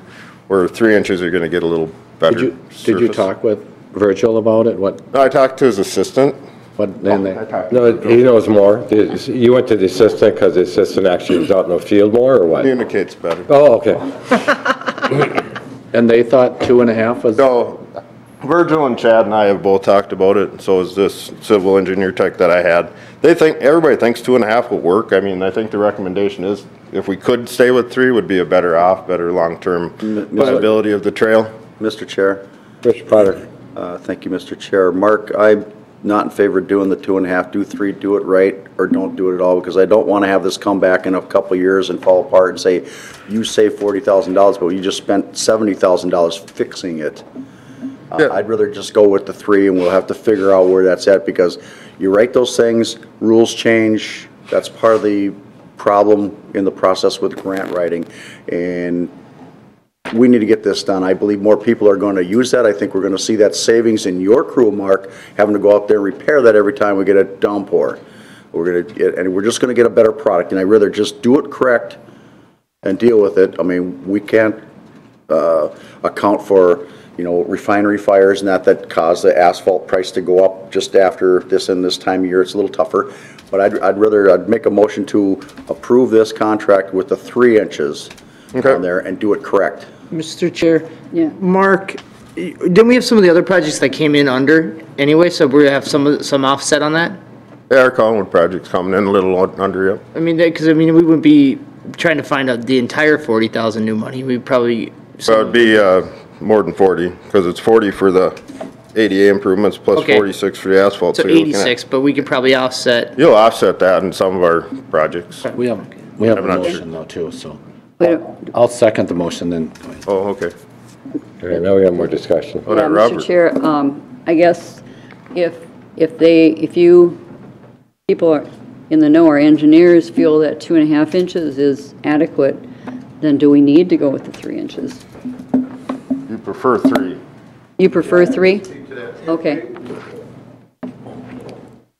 I think if an expert says we need 3, Well, we should have 3. We'd recommend 3 inches, and it was designed for 3, and it was bid as 3, but. All right. I know Mark is concerned about the overrun, that's coming in a little higher, and that's where the concern was, that if we absolutely had to make a savings, we could go down to 2.5, and it would still work, but we'd recommend 3. All right. That answers my question. Thank you. Just wanted to give you guys an option on a cost savings potential. We could take it from some of the highway funds. Or maybe for some of that big money that's influenced political campaigns. Can we do that, or? No. We'll figure it out. What? Take it from the highway. Oh, I was talking about, I thought maybe you were referring to the big money in politics. Oh, no. The NRA wouldn't want to donate to this? We could. You have your voice heard. Alrighty. They do, it works good. Okay, so I have a motion by Commissioner Batch, second by Commissioner Burrell. Potter. I think it was by Potter. Pardon? It was by Potter. I made a motion. Oh, you made the motion, I'm sorry. Motion by Commissioner Potter, second by Commissioner Burrell. I was getting concerned that Commissioner Batch and Commissioner Burrell were getting along too well. So, and that, is this the regular? The award the bid as is. Award the bid. Pardon? Correct. The award the bid as is. Yep. Any other discussion? Hearing none, all those in favor say aye. Aye. Opposed, same sign. Motion carries unanimous. Thank you very much. Thank you. Thank you. See you on the mark. All right. And Mr. Riley's been waiting all morning long for this. I don't know how you always get on the back end of the agenda. I usually recommend it to Lee because they take a long time. So this is not a constitutional amendment, it's a zoning, so you're used to dealing with that. So, Mr. Chair, County Board, you have in front of you Ordinance Amendment 18.2. There's 2 versions. I will explain that in a second. And then you have Amendment 18.4, which is described as minor grammatical changes to the zoning ordinance, too many spaces, period, spelling, that type of thing. 18.2, the first version does not have the seasonal commercial storage. The second version does have that provision. The Planning Commission had a couple workshops over allowing seasonal recreational storage in the Ag District. Boats, jet skis, RVs. Would that version that you're putting forth in number 2, would that require a conditional use permit? Correct. That's the one we acted on. Right. So I'm just describing to them what the commercial storage was because they weren't present at all these hearings. Mr. Chair, so Sean, maybe you can help me out too, but because we did get some town supervisors, some other people saying, we shouldn't have to pay a conditional use. So that's for it. what I was gonna And so describe. then, but that's why I'm introducing a different language Right, later. right. I want to make sure But that, we'll get there. I just want to make sure they have the full context. yes, because what it was is, farmer has a shed, he retires, he's renting it out, and they're doing it all across the county right now to somebody that puts their boat in there, their antique car, whatever, for the season. And it's no problem, except if a neighbor gets angry at another neighbor, now it's an issue, and there's no venue to make it legal right now. So Sean, and it was proposed at the Planning and Zoning Board to make it so that if it did come before us, they could put in for a conditional use, and it would be a legal way to do it.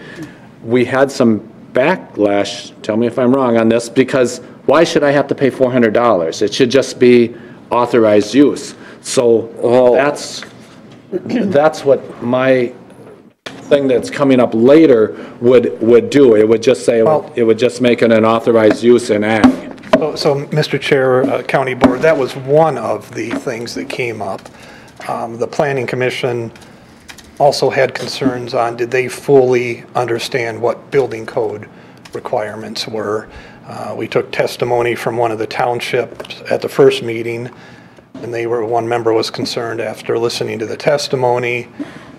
They didn't want to change their mind without giving them another chance at the public hearing. So that was one of the things. If we're going to do this, could it be permitted instead of conditional? There are some concerns on that, and we can discuss that. But what's in front of you today is a version without the commercial storage. Set it aside and we'll deal with it at a further date. Charlie has an item for discussion. And then the original version is on there with the commercial storage. That would be a conditional use permit. That is a conditional use permit. So we could pass that today, and even though it was not recommended from the Planning and Zoning Board, we could still pass it. You could. I'm okay with that, because I think the advantage is, Sean, you have a little more control over to making sure that it is a good fit. So my recommendation is whatever we pass is a conditional use permit. It's going to be difficult to do it as permitted, but we can discuss that. Well, maybe Greg can. But I don't know if we should pass it today with our Planning Commission voting 6-1 against it. Oh. There's you were there, Charlie. They had multiple concerns about. My sense, and I was there, Sean, my sense of it, the main objection to the planning board was we shouldn't charge anything. It should just be permitted. They should just be able to use it. They're using it right now, just leave them alone. Well, I disagree. But in our workshops, we didn't. You think it should be conditional use?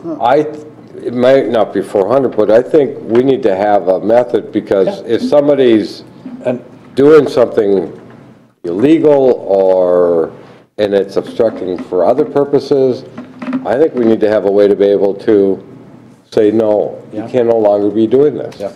And see, and I would support that. So then I would. So it's the dollar amount. If the fee was less than 400, way less than, if it was $100, would people be fighting it then? They're not doing it for free. Right. It's more than the fee. It's a process. It's an application. It's going to the township. It's plans. But when you have a permitted use, the perception is it's an ag building, a farm couple. They've been doing it for years. It is what it is. So I do it permitted, and I get plans in with 20 doors on one side of the building, 15 feet from the side property line. Is that the intent of the agricultural storage? To me, that's more of a commercial building, and the Planning Commission can address that in a CUP. If it's permitted without a clear definition, that leaves me exposed to making a call one way or the other on all those type of issues. I don't think they should be building just strictly for storage on a farm. That isn't what's happening though anyway. I'm saying what if. Okay. So we need to have some sort of control. No, and I'm with you on that. Why don't we let this play out in planning and zoning then at this point? But no, What's that? Why don't we just let this play out in planning and zoning? It's You guys not have more going anywhere in discussions. planning and zoning, because we had there's a segment on the planning and zoning board just said, just just permit it. And so that's what, if this fails, that's what I was gonna bring up. But I personally think Sean's right. I think it should be a conditional use. You know what? You're getting, let's say you're getting $1,000 worth of storage. So 1 year you pay $400 and then you're good for, conditional use permit lasts forever, right? Unless it was violation. Unless it's described differently by the planning commission. So it's a one-time $400 fee, deal with it, you know? And the thing is, if somebody doesn't want to get a conditional use permit, they want to just play the odds that the neighbor is not going to turn them in, I guess they can do that too. I mean, it happens all the time, right? You know? You don't know about it though. Can we hear from our legal beagle? Sure, yeah. Legal expert, I'm sorry. Thank you, Mr. Chair, members of the board. To answer Charlie's legal question as to procedurally what you can and can't do here today, what came from the Planning Commission is just a recommendation and a referral. This board can adopt whatever ordinance and make further amendments that it would like, which is part of the reason why staff gave you the original version as well as the recommended change, so that you could see what staff presented and then also what the Planning Commission amended and what they brought forward. So the board can adopt whatever amendments and whatever version it would like. So Mr. Chair, then what, I will make the motion to include the variant, the one that variant that makes it a conditional use permit for seasonal storage. Commissioner Burrell, I think your amendment or your motion would then be to adopt ordinance amendment 18-2 as originally presented by staff. Yeah. And that one does allow for the conditional use. There's a $400 fee. There's a hearing then. If like Sean says, there's too close to the road, there's problems, we can deal with it at the board then, at the Planning and Zoning Board. Charlie, what about property rights? No,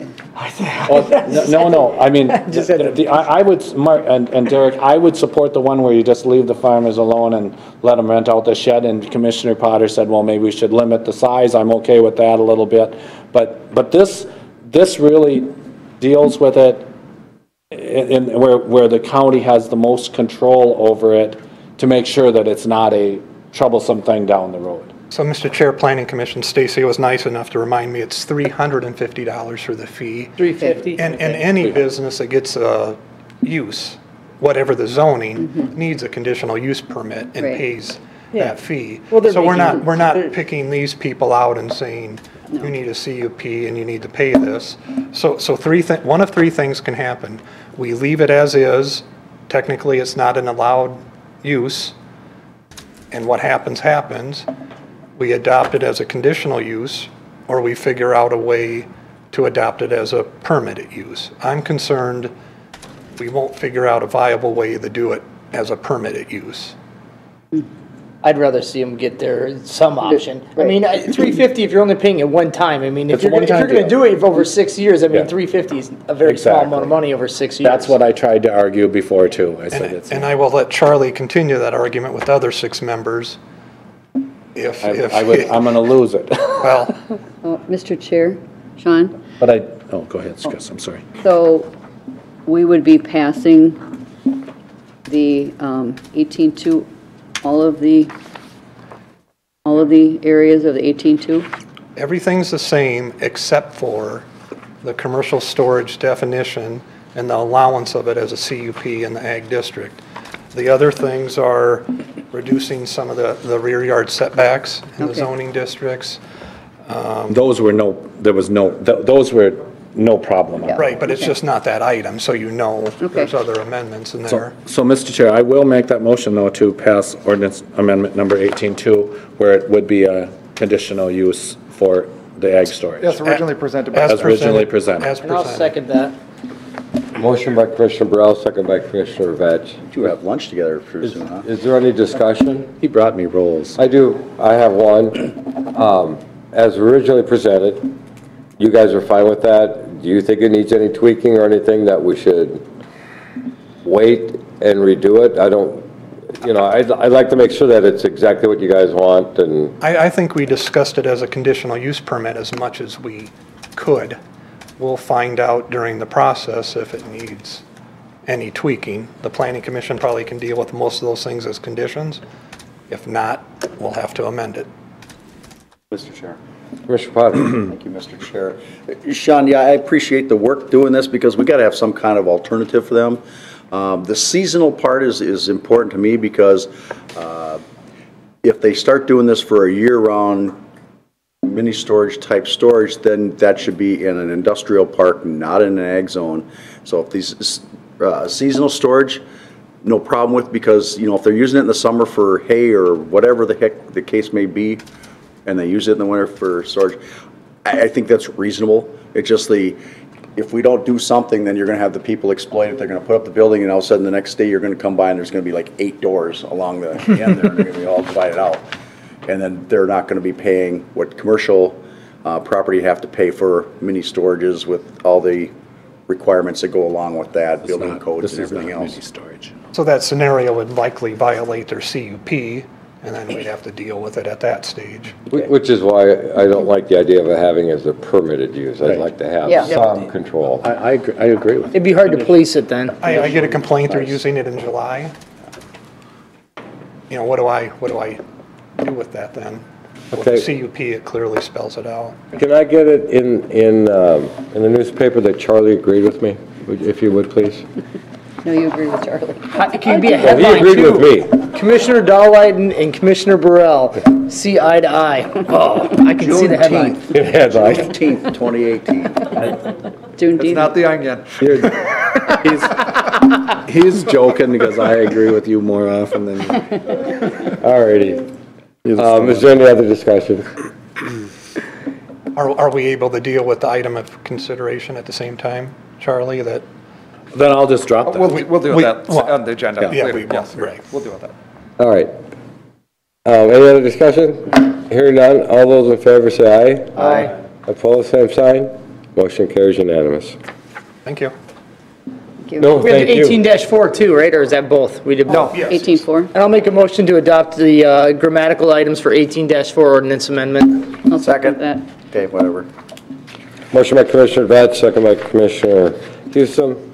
All those, any discussion? Yeah, one question. Is there some way that we can name all these unnamed lakes? I mean, I was reading, it's like, man, we have a lot of unnamed lakes in this county and a lot of mud lakes, and so. Yeah, that's. Mr. Chair, Commissioner Houston, I don't want to I'm kidding. be any more involved with the DNR than I already am. I know. Just some subtle hints, like Christine Lake. She just wants to get a Houston Lake, I know. She's really looking for that. No, I was just reading all That's what I was through all the thinking. lakes, and it's like, man, I kind of felt sad that so many were unnamed. I mean, you can name a star and pay for it, That's so true. why can't we name these lakes? I you know. Well, Mr. Chair, Commissioner Houston, most of those unnamed lakes, if you drove by them, you'd Right. think it's just a You don't- cattail pond. right, Yeah. Yeah. They're really little, I know. Paint your own sign, put As a long name as on it. as long as we have Sean and Greg here, when somebody puts in for a conditional use permit, if staff were to look at, I'm just thinking, well, I don't want to get overwhelmed at planning and zoning,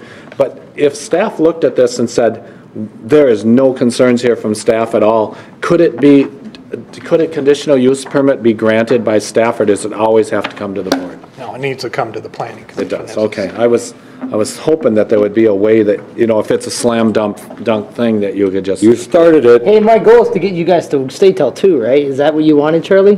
What's that? To have meetings till 2 a.m., right? That's what you wanted. Yeah, we get 2 per diems that way. Charlie, you know, as the notification of the township requirement, you never know it's a slam dunk until we have the hearing. That's true, too. Right, I don't know what I don't know.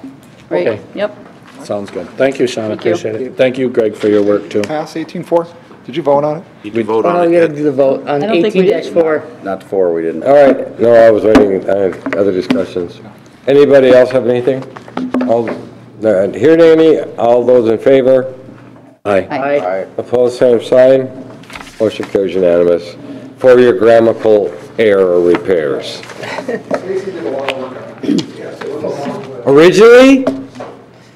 Originally she did the work, and that's why there were all the grammatical errors? No, Mr. Chair, Stacy found all of them. Oh, I see, okay, all right.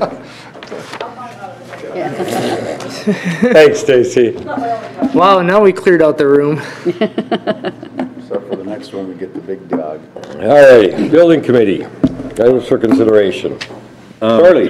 Mr. Chair, The building committee met on June 13th. Commissioner Potter and I and Wilczek, there were others from the sheriff's office, and this meeting was about the sheriff's office range project that would be out by the Rassett store area, and it would also serve for other functions as well as off-site IT place, emergency operations center away from the government center, different things. But the FBI is willing to put in a large sum of money. Does it have it in here? It would be about, I think it was around in the $2 million area. 2.2 million. Okay, you see that? Okay. Anyway, and what they're looking for is approval of a memorandum of understanding, and we talked about it, and Brian, our chief deputy attorney, looked it over, and Brian, you did make some changes. Yeah. Yeah, and I'll mention what it was is we can't just say we're approving it, but just that it was contingent on our planning and zoning conditional use permit approval, because if it got shut down for some reason beyond our control, Commissioner Burrell, we just added a line that said any local land use or other regulatory approvals, so if there was something else that would come up. Yeah. Because we didn't want to say yes to the memorandum of understanding and then have something, fly in the ointment come down later where we couldn't do it and not have an out, so. But anyway, the recommendation was, though, to go ahead with this memorandum of understanding between the FBI and the county, and they did put additional language like Brian just spoke to, and also to the Wright County Board to authorize Sheriff Haggerty's signature on the MOU, and Wilczek to engage an architect to start the process. Who are we using for an architect? Do they know it is Alan? Alan will deal with that. Alan will do that? Yeah. So anyway, with that, Mr. Chair, I'll move forth the minutes and the recommendation. I'll second that. Motion by Commissioner Burrell, second by Commissioner Potter. Any discussion? Yes, Mr. Chair. Mr. Potter. Thank you, Mr. Chair. On the discussion of this, it is time sensitive with the FBI because their funding cycle in July, and that money is now, if we don't act on it by July, it could disappear and go somewhere else and not come back. I think the opportunity is huge for Wright County, not to address a couple other issues, but dollar amount. Now we got to engage the architect to see exactly what everything costs out there, because if we are going to incorporate that, the FBI, the Sheriff's Department training room, EOC, a potential IT backup server room, we're going to need a little bit more help to put all those together so they all make sense. So it's nice to keep moving forward on this, and it'll definitely be back before the board when it gets down the road with some numbers for us. So I'm assuming you guys are talking about a concrete facility and not a steel shed. Well, so they're talking $8.6 million. What's that 8.6? That TRS? That's 8,600. Oh, 80. I'm sorry. They got a dot at the end that shouldn't be there. Sorry. Okay, I was just reading the way. I was like, $8,600. Okay, that's the shooting range evaluation, because that's to meet the FBI requirements for the shooting range. You need to have a design that matches what their scope is, and it's just a matter of, there's a few companies that do it, and this one's done one before, that just go out there and find out what it's going to take, because it's 25 shooting lanes with targets and different things going out there, and you can't just have Virgil and the guys go out there and make it. You got to have something designed by things to meet their criteria. Mr. Chair, I just have one question. I mean, I think this is a good thing to go forward with, but my question is if we agree to this and give Sheriff Hagerty the authority to sign off on this, and let's say that the scope of this project comes out to be $4.8 million, and we're eating the remainder of the big chunk of it, 2.6 or whatever, and we all of a sudden don't have the stomach to spend that kind of money, can we still get out? You know, that's the question that I have, if it's a money issue.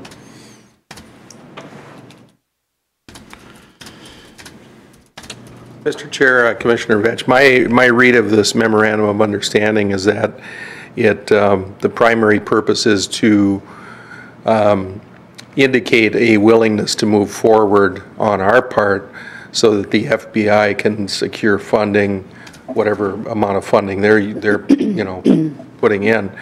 But there's all sorts of opportunities for us to back out, if there was a scenario like that. So that's my read anyway. And that's right, I just want to make sure. I mean, I think it's a good option, and I mean, if all things point in the right direction, we should be able to make it happen. I just don't want to all of a sudden be tied to having to spend more money than we can afford to spend. All right. The only thing I have is, they say for a lump sum of $8,670, and then they talk about needing 2 weeks' notice for making flight arrangements. I'm assuming that all their flight costs and hotels and rentals and all that sort of stuff are included in that lump sum price, because it doesn't spell it out anywhere else. So I just want to make sure that we're not going to get another bill for their plane tickets and their car rental and their motels and their food. Mr. Chair, I don't have the agreement. I don't have a copy of it along with me. I'd be happy to look at that, but I guess I don't recall that. Yeah, I don't see it anywhere listed. If anything, can we change it as a not to exceed number? Well, my recollection is that what they presented was the proposal that was all-inclusive. And I didn't believe, if I recall correctly from the meeting, that we weren't going to be moving forward with TRS immediately, that Alan was going to work on getting some design work for the building done. So we weren't actually engaging TRS right now. Would we want them to evaluate the site and stuff before we design the building so that we know where the building should go? And We anticipate they'll be brought in at some point, just not as of right now. then we don't need this signed right now. And I don't believe that that was the action. It was just handed out at the meeting, so we included it for the minutes. Oh, okay. So we will have, but we'll just approve the minutes and we'll let the discussion, have the attorneys look at this contract with TRS for signing back later on. You had a motion and a second? Yeah, I do. Motion and second. All those in favor say aye. Aye. Opposed, same sign. Motion carries unanimous. Committee of the Whole, Commissioner Potter. Thank you, Mr. Chair. The Committee of the Whole met on June 12th, 2018, and let the record reflect no members were absent. The Coordinator Kelly was there with us, along with the HR Director, Assistant Coordinator, Virginia, and Grosshush, and I don't know why she was there, but I'm not sure. I don't know why. But anyway, she was there. But the subject matter had to do with the county administrator job description. We've been bantering about coordinator versus administrator for a while on this. And Commissioner Vetch raised some questions about Section 8, page 3 of the draft of the county administrator's job description. If the personnel committee would remain the same or change, such as doing performance reviews of department head, the administrator is still under the direction of the board. We can modify that pretty much any way we want. Any administrator worth of salt is going to do what the board's desires are, otherwise they're not long for the job. Coordinator Kessler states some counties involve the county board in union negotiations and some do not. It's all over the board. It's not uniform and hard fast how they do that. But the preference would be to support and decision-making process for the full board. I believe that was a consensus here that we'd like to be involved in that to keep going with it. Human Resource Director Sean Johnson added that there doesn't see much changing in the negotiation process. He sees the Commissioner Vetch stated that he'd see a change occurring performance review process for department heads, and that's a subject for discussion there because some of the department heads we work closer with than other ones. Most of them we don't work with them on a day-to-day basis. So you can take that however you want to stay into it. After discussing 8.1 of the job description with regards to department heads, it was consensus of the board to retain discretion to remove department heads and will continue to be involved in the hiring process. And I think that for this board to move from a coordinator to administrator, that's probably the correct way. Maybe someday it'll change from that, but as of now, I think that would be a better way for us. And report to the board through the direction of the county administrator. Note that it's supported the county administrators to keep the board involved and informed in activities. And like, again, I'll reiterate, any administrator worth of salt was going to do that anyway. They discuss the time and process of moving forward. Vetch stated he'd like to see the county administrator as contracted employee outside the county's wage scale structure, which I believe that's pretty common for most of them are that, so it's not like this is the outlier. Staff was directed to gather data, wage data from comparable counties and identified in a class and comp study along with sample contracts. Vetch stated he'd also like to see a pay-for-performance position. Delighted that you'd like to see a 3-year contract, and we all kind of agreed that that made more sense because then you're off election year type thing. It's always good for that. Vetch addressed the assistant coordinator administrator's position who would like to be structured like a chief deputy of a sheriff, need to be tied together, need to address second command, first in command, and at the Johnson noticed Springstead could assist in this process because we have already hired him for the class and comp study, and we'll have to look at the county, look for the data that we're looking for. Suggest that Coordinator Kelly use his own attorney for the contract. I mean, get your piece in there when we negotiate. Due to budget timelines, the board would like to see this information back before July 4th, which makes it a tight timeline, but we did feel it was doable. So the recommendation was to move forward the county administrator structure, provide salary information and years of service from the comparable counties identified as class and comp study for the assistant administrator along with the contract for the administrator. Once the information is available, another committee of the whole will be scheduled. And with that, Mr. Chair, I'll make a motion to approve the minutes and the recommendation. I'll second that. Motion by Commissioner Potter, second by Commissioner Vetch. Christine, you have some? Yeah, I think it should be identified in the class and comp study instead of for. Just a little word. Wordsmithing? Yeah. No wonder why I read it twice. I was like, Yeah, I know, I know.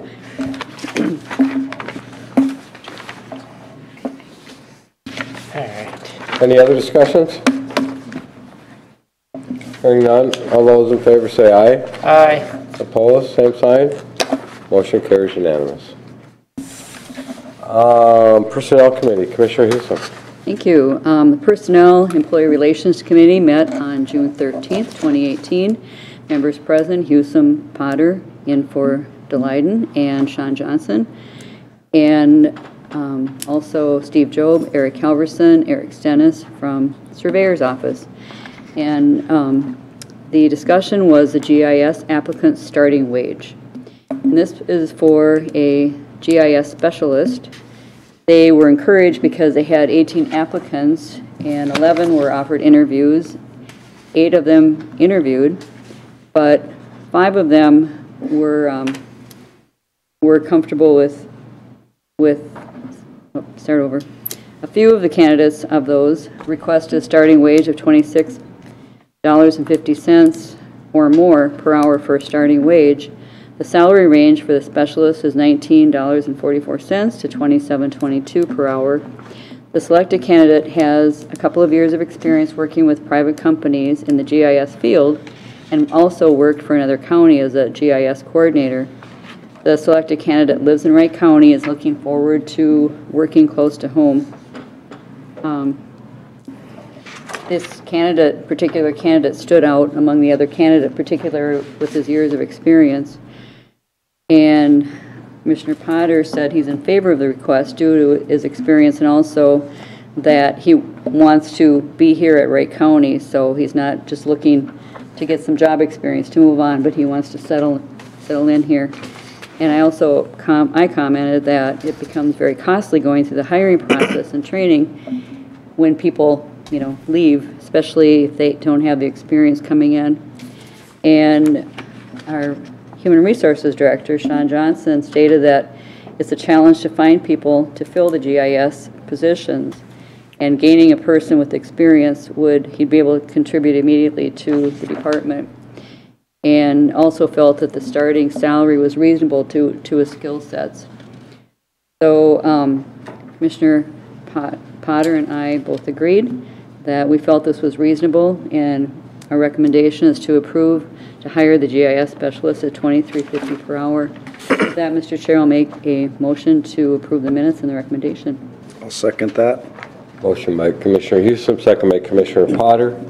Any other discussions? I just want to make a quick comment, and it's just that the only reason I have reservations on this is because I've yet to get it, and maybe as a board we have to discuss this, is with the comp and class study, with these people getting hired at 30% of the range, 50% of the range, we're doing that to fix the problem now. Now, I just don't want to set the expectation that these people will get 30% or 50% of the new range. Right. You know, and that's the question, because otherwise these people are really going to get substantially hired outside. And that's where I want to make sure that we're setting that expectation in there. Then we would be creating leapfrogging. Exactly, and that's, but that's the question. I just want to make sure that they're hired under the pretenses that some of the comp and class study stuff isn't going to necessarily move them in the same linear fashion it may other people. Coordinator Kelly? I just had some minor changes on the minutes. I can certainly speak to Commissioner Vetch's issue if you'd like, but just on the minutes, it should be Alec, A-L-E-K, Halverson, rather than Eric, and then we'll fix the header. Relative to Commissioner Vetch's comments there, certainly the board can choose different implementation strategies as we move forward. Traditionally, we have placed used the strategy of placing on the closest wage wherever the ranges fall. But again, it's early in the process. More discussions will be coming.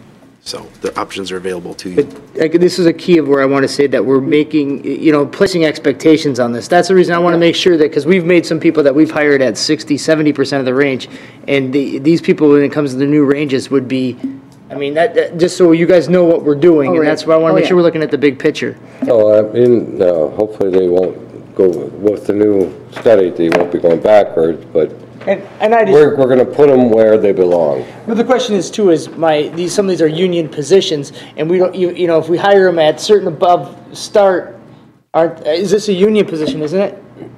This one would be, I believe. Yeah, so now the question is, they're going to be tied with, based on union contract, he's going to get whatever percentage of the range he's at now in the new range.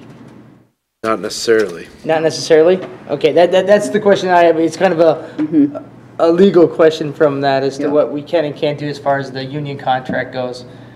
And that's the only reason I want to make sure, because this comp and class study isn't moving fast enough as we're trying to take people on. Exactly.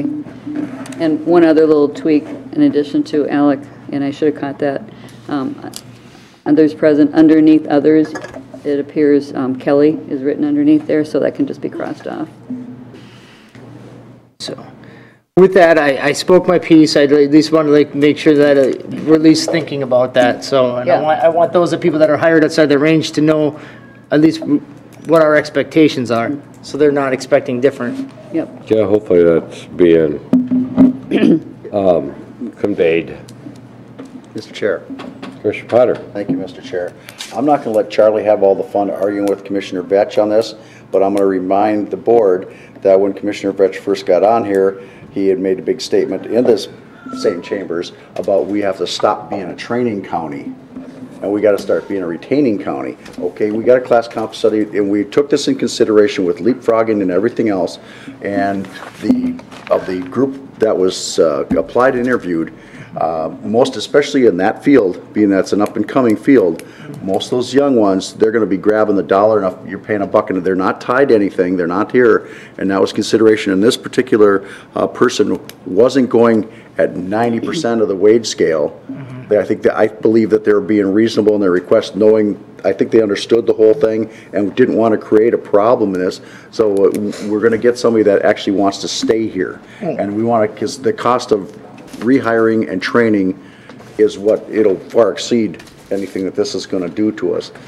So I just want to let know those things were considered and talked about and thought about how this works in, and I thought this candidate is the correct one for this position. I agree, and the only reason I'm stating this is that if we fast forward 9 months and we were hiring this individual, we wouldn't be having this discussion at all because the wage scale would be fixed. Right. So he's basically essentially with this position would be getting a double raise if he gets this 30% of the range now, and then he gets to move to 30% of the new range. That's the only reason I'm saying that. Make sure we're careful. I want to make sure that we're putting the right expectations out there. I'm also hoping that with the new classification study, if there's a way that we can work it in there to keep people here somehow, so that when they're not offered a lot more money from another county, that we can figure out a way to meet or match or something. And I don't know if that's going to be possible or not because we're a government entity, but I'd like to see that as a potential way. Unless it's an attorney, then we don't care. There are a dime a dozen. I mean, I want to be priced. Every street corner's got one. I mean, I want to be competitive with wages, but I mean, like I said, I just don't want to all of a sudden, I mean, we're fixing problems now, but I don't want to be only create problems later. Yep. Alrighty, and I'm just kidding about the attorneys. Except that the one. scowl off your face. All right, so do you guys have a motion? We got a motion and a second. Any other discussions? Hearing none, all those in favor say aye. Aye. Opposed, same sign. Motion carries unanimous. All right, advisory committee, advisory board update. One last item. We have 2 items. Oh. We have discussed. Oh, I'm sorry. Schedule owners committee meetings. Thank you, Mr. Chair. As you know, construction is beginning in earnest. A lot of bit of work getting done on the new Justice Center. I thought it would be good to get some meetings on the schedule for Owners Committee. Talking with Contegrity, we had pitched the idea of doing a first one on the afternoon of the 27th of June, since it is a committee day and some of you would be here. I thought that might work for the first one at a time in the afternoon. So that would be maybe the first request. Second request, in talking with Contegrity, they thought that the third Wednesday of each month might be a good day for them, given that it's after the contractors meeting, so they'd have the most up-to-date information available to give an update for owners. So. And what time would that be at? 27th, we were talking 1 or 1:30 in the afternoon, potentially. Otherwise, probably an afternoon also, moving forward. Wednesday would be best. 1 o'clock would be good. 1:30, something like 1 o'clock. Well, you're talking the 27th? Yep. Correct. We have that drainage seminar that day from 9 to 3, and that's in Mankato, so I won't be back till 4:30. Well, you supported the court, so you don't need to be there. I'm okay with that. But again, the request is just for Owners Committee, not for Owners Committee the whole, so. Oh, okay. Well, the owners committee is Charlie. and Mike. Potter, right? Okay. So, but somebody could fill in for me, that's That was my question. Well, yeah, If you could do an alternate. Who else is going to the, I know I'm signed up to go to that. I was 2. You're at the drainage? I was sent to go to that drainage as well, so 3 of Are us you are. available, Chris? I'm available. You're available? Okay, So all you guys right. are doing all the committees all day? Being that you're the daughter of a judge, you should be Yeah, there. I think that is only fair. Wow, they're doing IT and everything that day then. Oh, boy. Oh, Oh, yeah. You guys, Good, that's good. either you go to the conference or you We'll do do it committees all. all day. We don't even need this anymore. All right. Mr. Chair, I'll make a motion to set committee day for June 27th at 1 o'clock for the courts. And then what about for the following ones, third Wednesday at work? Charlie? The third Wednesday is actually good for me. Okay, And that works good for you, Commissioner Potter? we'll just make it work. That would be for July, it would be, 18. 18th would be the 18th? July date. County Fair. First that day of the but- fair. and, right, and then I also am on the radio that morning too. What time is the meeting gonna be at? I think we're proposing a 1 o'clock in the afternoon. I could still 1 make o'clock, we can make it happen. All right. I have a motion. Did I have a second? I didn't have a second yet, did I? I don't have one. Nope, you don't have second yet. Second that. Oh, okay. All right. Motion by Commissioner Potter, second by Commissioner Houston. Any other discussions? At this time, talking with Contegrity, we're thinking we'll try and do it on site in their construction trailer, if that's feasible. Otherwise, we might do highway or the LEC, so we're close, if we want to walk around the site. Mr. Chair, I believe the first one is imperative to walk the site, just so you get a feel of what's going on there. I agree. Wow, Christine, you're gonna get to go and put the hard hat on. Hey, No heels. No high heels. No high heels that okay, day. I'll leave him at home that day. She didn't know that she's, by not going to that drainage conference, that she signed up to do committees all day. Yeah, it's all right. All right, The last committee I was here all day. Yeah, you were. any other discussion? Hearing none, all those in favor say aye. Aye. Opposed, same sign. Motion carries unanimous. Are you looking for something, Chris? Oh, a bigger paper clip. Oh, sorry, I don't need it. What do you need, Chris? This type? No. This type? You have all kinds of. Item C. This type? No.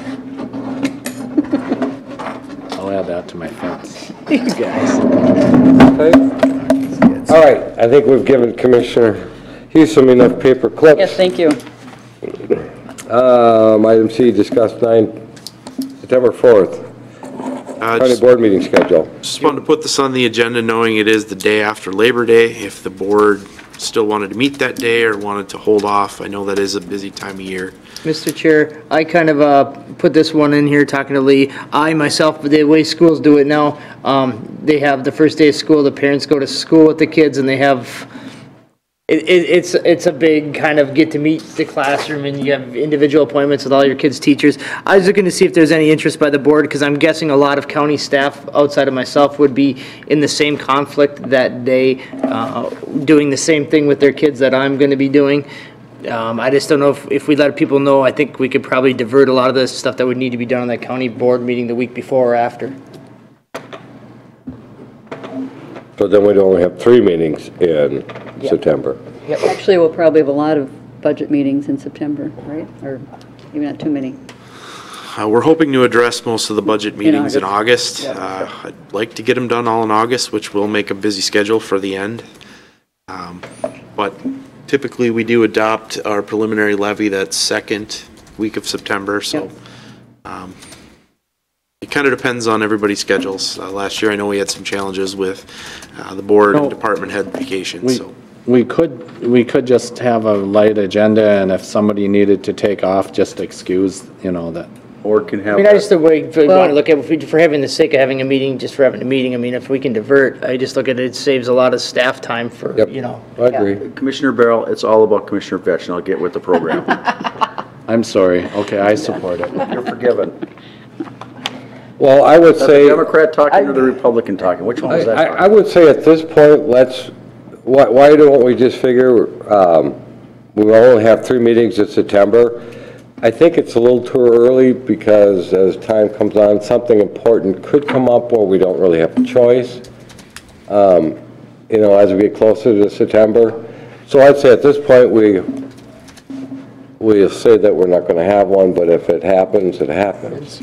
I mean, Does that sound fair to everybody? Well, So is it morning or the whole day for you on this? it's pretty much, I mean, the whole school day, basically. Because with the number of kids that I have, it basically takes the whole day.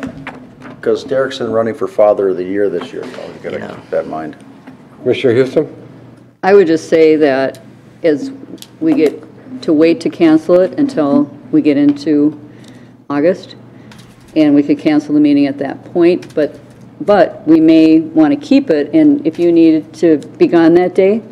Yeah, I mean, that's fine. I just was going to wind up, basically, if you put it out there ahead of time, it basically allows staff and stuff to direct it, just like the 5th weeks in any month. It's no different that if they know ahead of time, they can direct things around. Okay. Basically, but whatever way if you guys want to have the meeting, that's fine. Whatever way you want to do it. Let's bring this back then, first meeting in August or the last meeting in July. The last meeting in July, Commissioner Batch will be running it because I will not be here.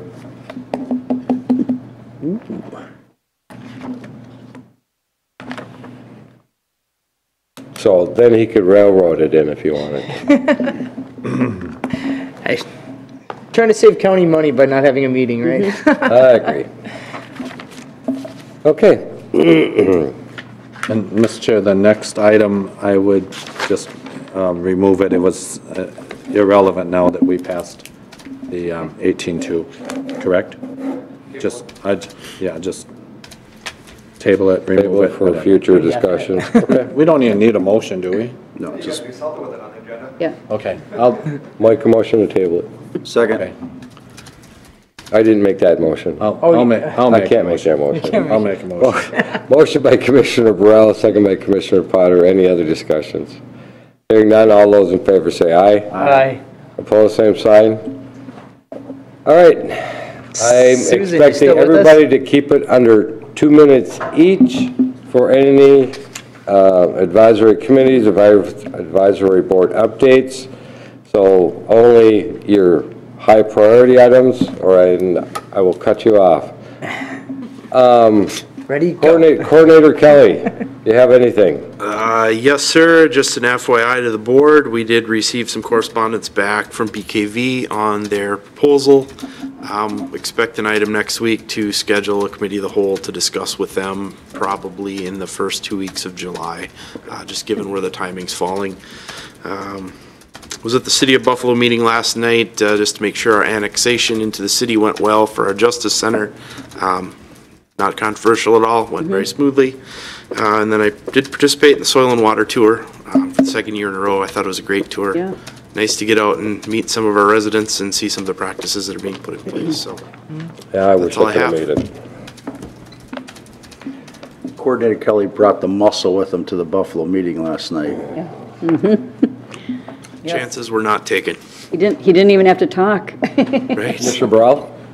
Just Good Neighbor Days this from the 21st, Thursday to Sunday at Howard Lake. And that's it for right now. Yes, that's it. Commissioner Hissom? All right. Well, I went to META last Wednesday. We approved a grant for different, a school that any of the schools can apply for a META grant of up to $500 that can do some educational programs that fight against drug use. We sent out postcards to all the juniors and seniors before prom, just, letting them kind of know about the dangers of drug, alcohol use. Public Health is helping us with the website, and there is a link from the Public Health to the META website. We're also getting got a grant from the State Health Improvement Program, the SHIP grant through Public Health, and they have different strategies, and they're forming an opioid task force also. There's also a screening for youth that they can identify some risky behaviors or, their substance abuse and that kind of thing. Public Works Labor Management on Thursday, and they will be at the fair. They're also looking with the new way we're doing the CIP will be looking at probably $450,000. So they're deciding how to spend those dollars for the Annandale site and the Otsego site. And there'll be kind of lots going on, of course, with the projects. And on the Mayor's Association meeting, our Chad Hausman gave a really nice talk on the Wright County highway system and some projects that they're working on. And he said the Soil and Water Tour was great. I mean, it was just really well done, and I appreciated getting all the information from that. Okay, right on the money. Yes, the mayor's meeting was very interesting. Commissioner Vetch had brought up some good things regarding County Road 25 or Highway 25 with the new crossing and that sort of stuff.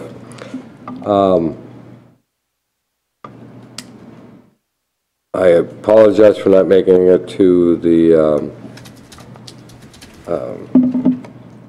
Soil and Water Tour, but sometimes business has to come before pleasure. And Wright County Community Action had a board meeting on Tuesday after here, and they're beginning to do a lot of things, and they're working closely with Health and Human Services to eliminate duplications of different things that are going on. Good. So they're also trying to do more with the senior grant that they were given. So they do a lot of good work. They're good organizers. So we'll have to see how future shakes out and what's available. And they're also the ones that do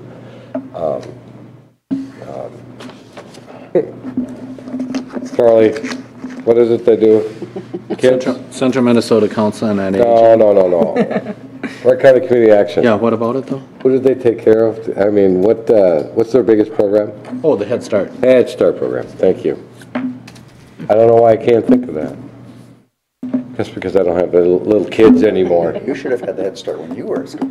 I didn't even have kindergarten when I went to school. I had 6 weeks. That's how old I am. You had kindergarten? 6 weeks. Wow, I never did. I never did either. But she only needed 6 weeks. Yeah. Wow. I didn't need any though, so I look at that as. I only remember things. All right, Commissioner Vetch. Let's see here. So Mayor's dinner was great. The soil and water tour was excellent. Got to see and learn a lot that day, which was great. Just wanted to note that next week on the 26th, I will be here for the board meeting, but I'll be leaving. I will not make the committee of the whole because I'm going down to a IRP, Integrated Resource Planning meeting for Xcel Energy for the future of our energy resources for our area. So we just want to kind of stay as first and foremost on that, so I won't be here for the committee of the whole next week. Other than that, that's about, we got WCAT today at 2, so we'll have more to report next week. Okay. Commissioner Potter? Mr. Chair, thank you. I concur with Commissioner Vetch that with the Xcel Energy, we need to keep at the table and on top of that because that's important to what's coming at us here. So last week we had at the end, I didn't make the soil and water tour because of a funeral out of town. I did this 7W MnDOT in St. Cloud. It was a joint meeting with the TAC board and the policy board. Wright County is faring out really well in the next few years. Of the 2021, where the projects drop off as far as CASA and different projects, but we've done real well in the past and we're continuing to do real well in the projects coming up here. So you're going to see a lot of activity for the next few years in Wright County based on the state tax, gas tax that we're receiving in that. Again, today I have also library besides WCAT today, which is the budget. And it's showing a slight decrease from last year because our RBBL, or what that regional library money we get that's usually very unpredictable, we got a little more than we thought. Usually they tell us that after the budget, not before. But that's outside of what the labor negotiations, wage reopeners and that. So it's looking like a slight decrease for our budget for that. Also, I'm on the radio tomorrow and Wednesday, 4 to 6 is long-range transportation plan, 4 to 6 at the highway building, so be there if you can, or at least tell your entities to be there. This is important. Let's make sure we get this right.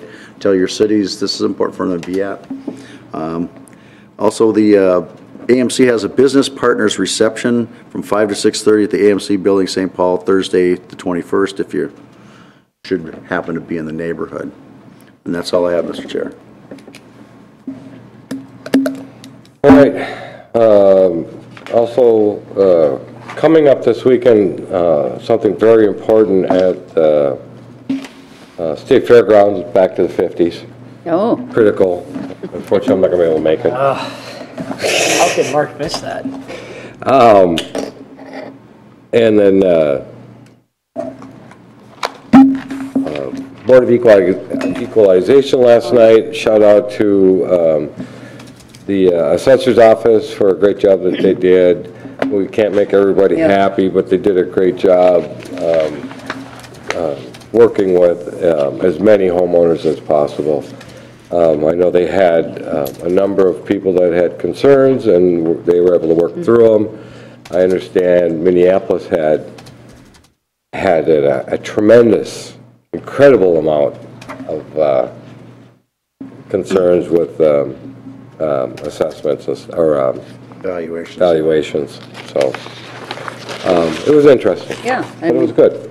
Yep, people could come in and express their concerns. And there are some things that we agree with them, but we can't do anything about it. It's Right. got to be done at the state level, as it has done in the past, and hopefully that'll work. Yep. And as long as we have somebody to blame, we're on solid ground. Absolutely, you bet. All right, having nothing else, we are adjourned at 11:36.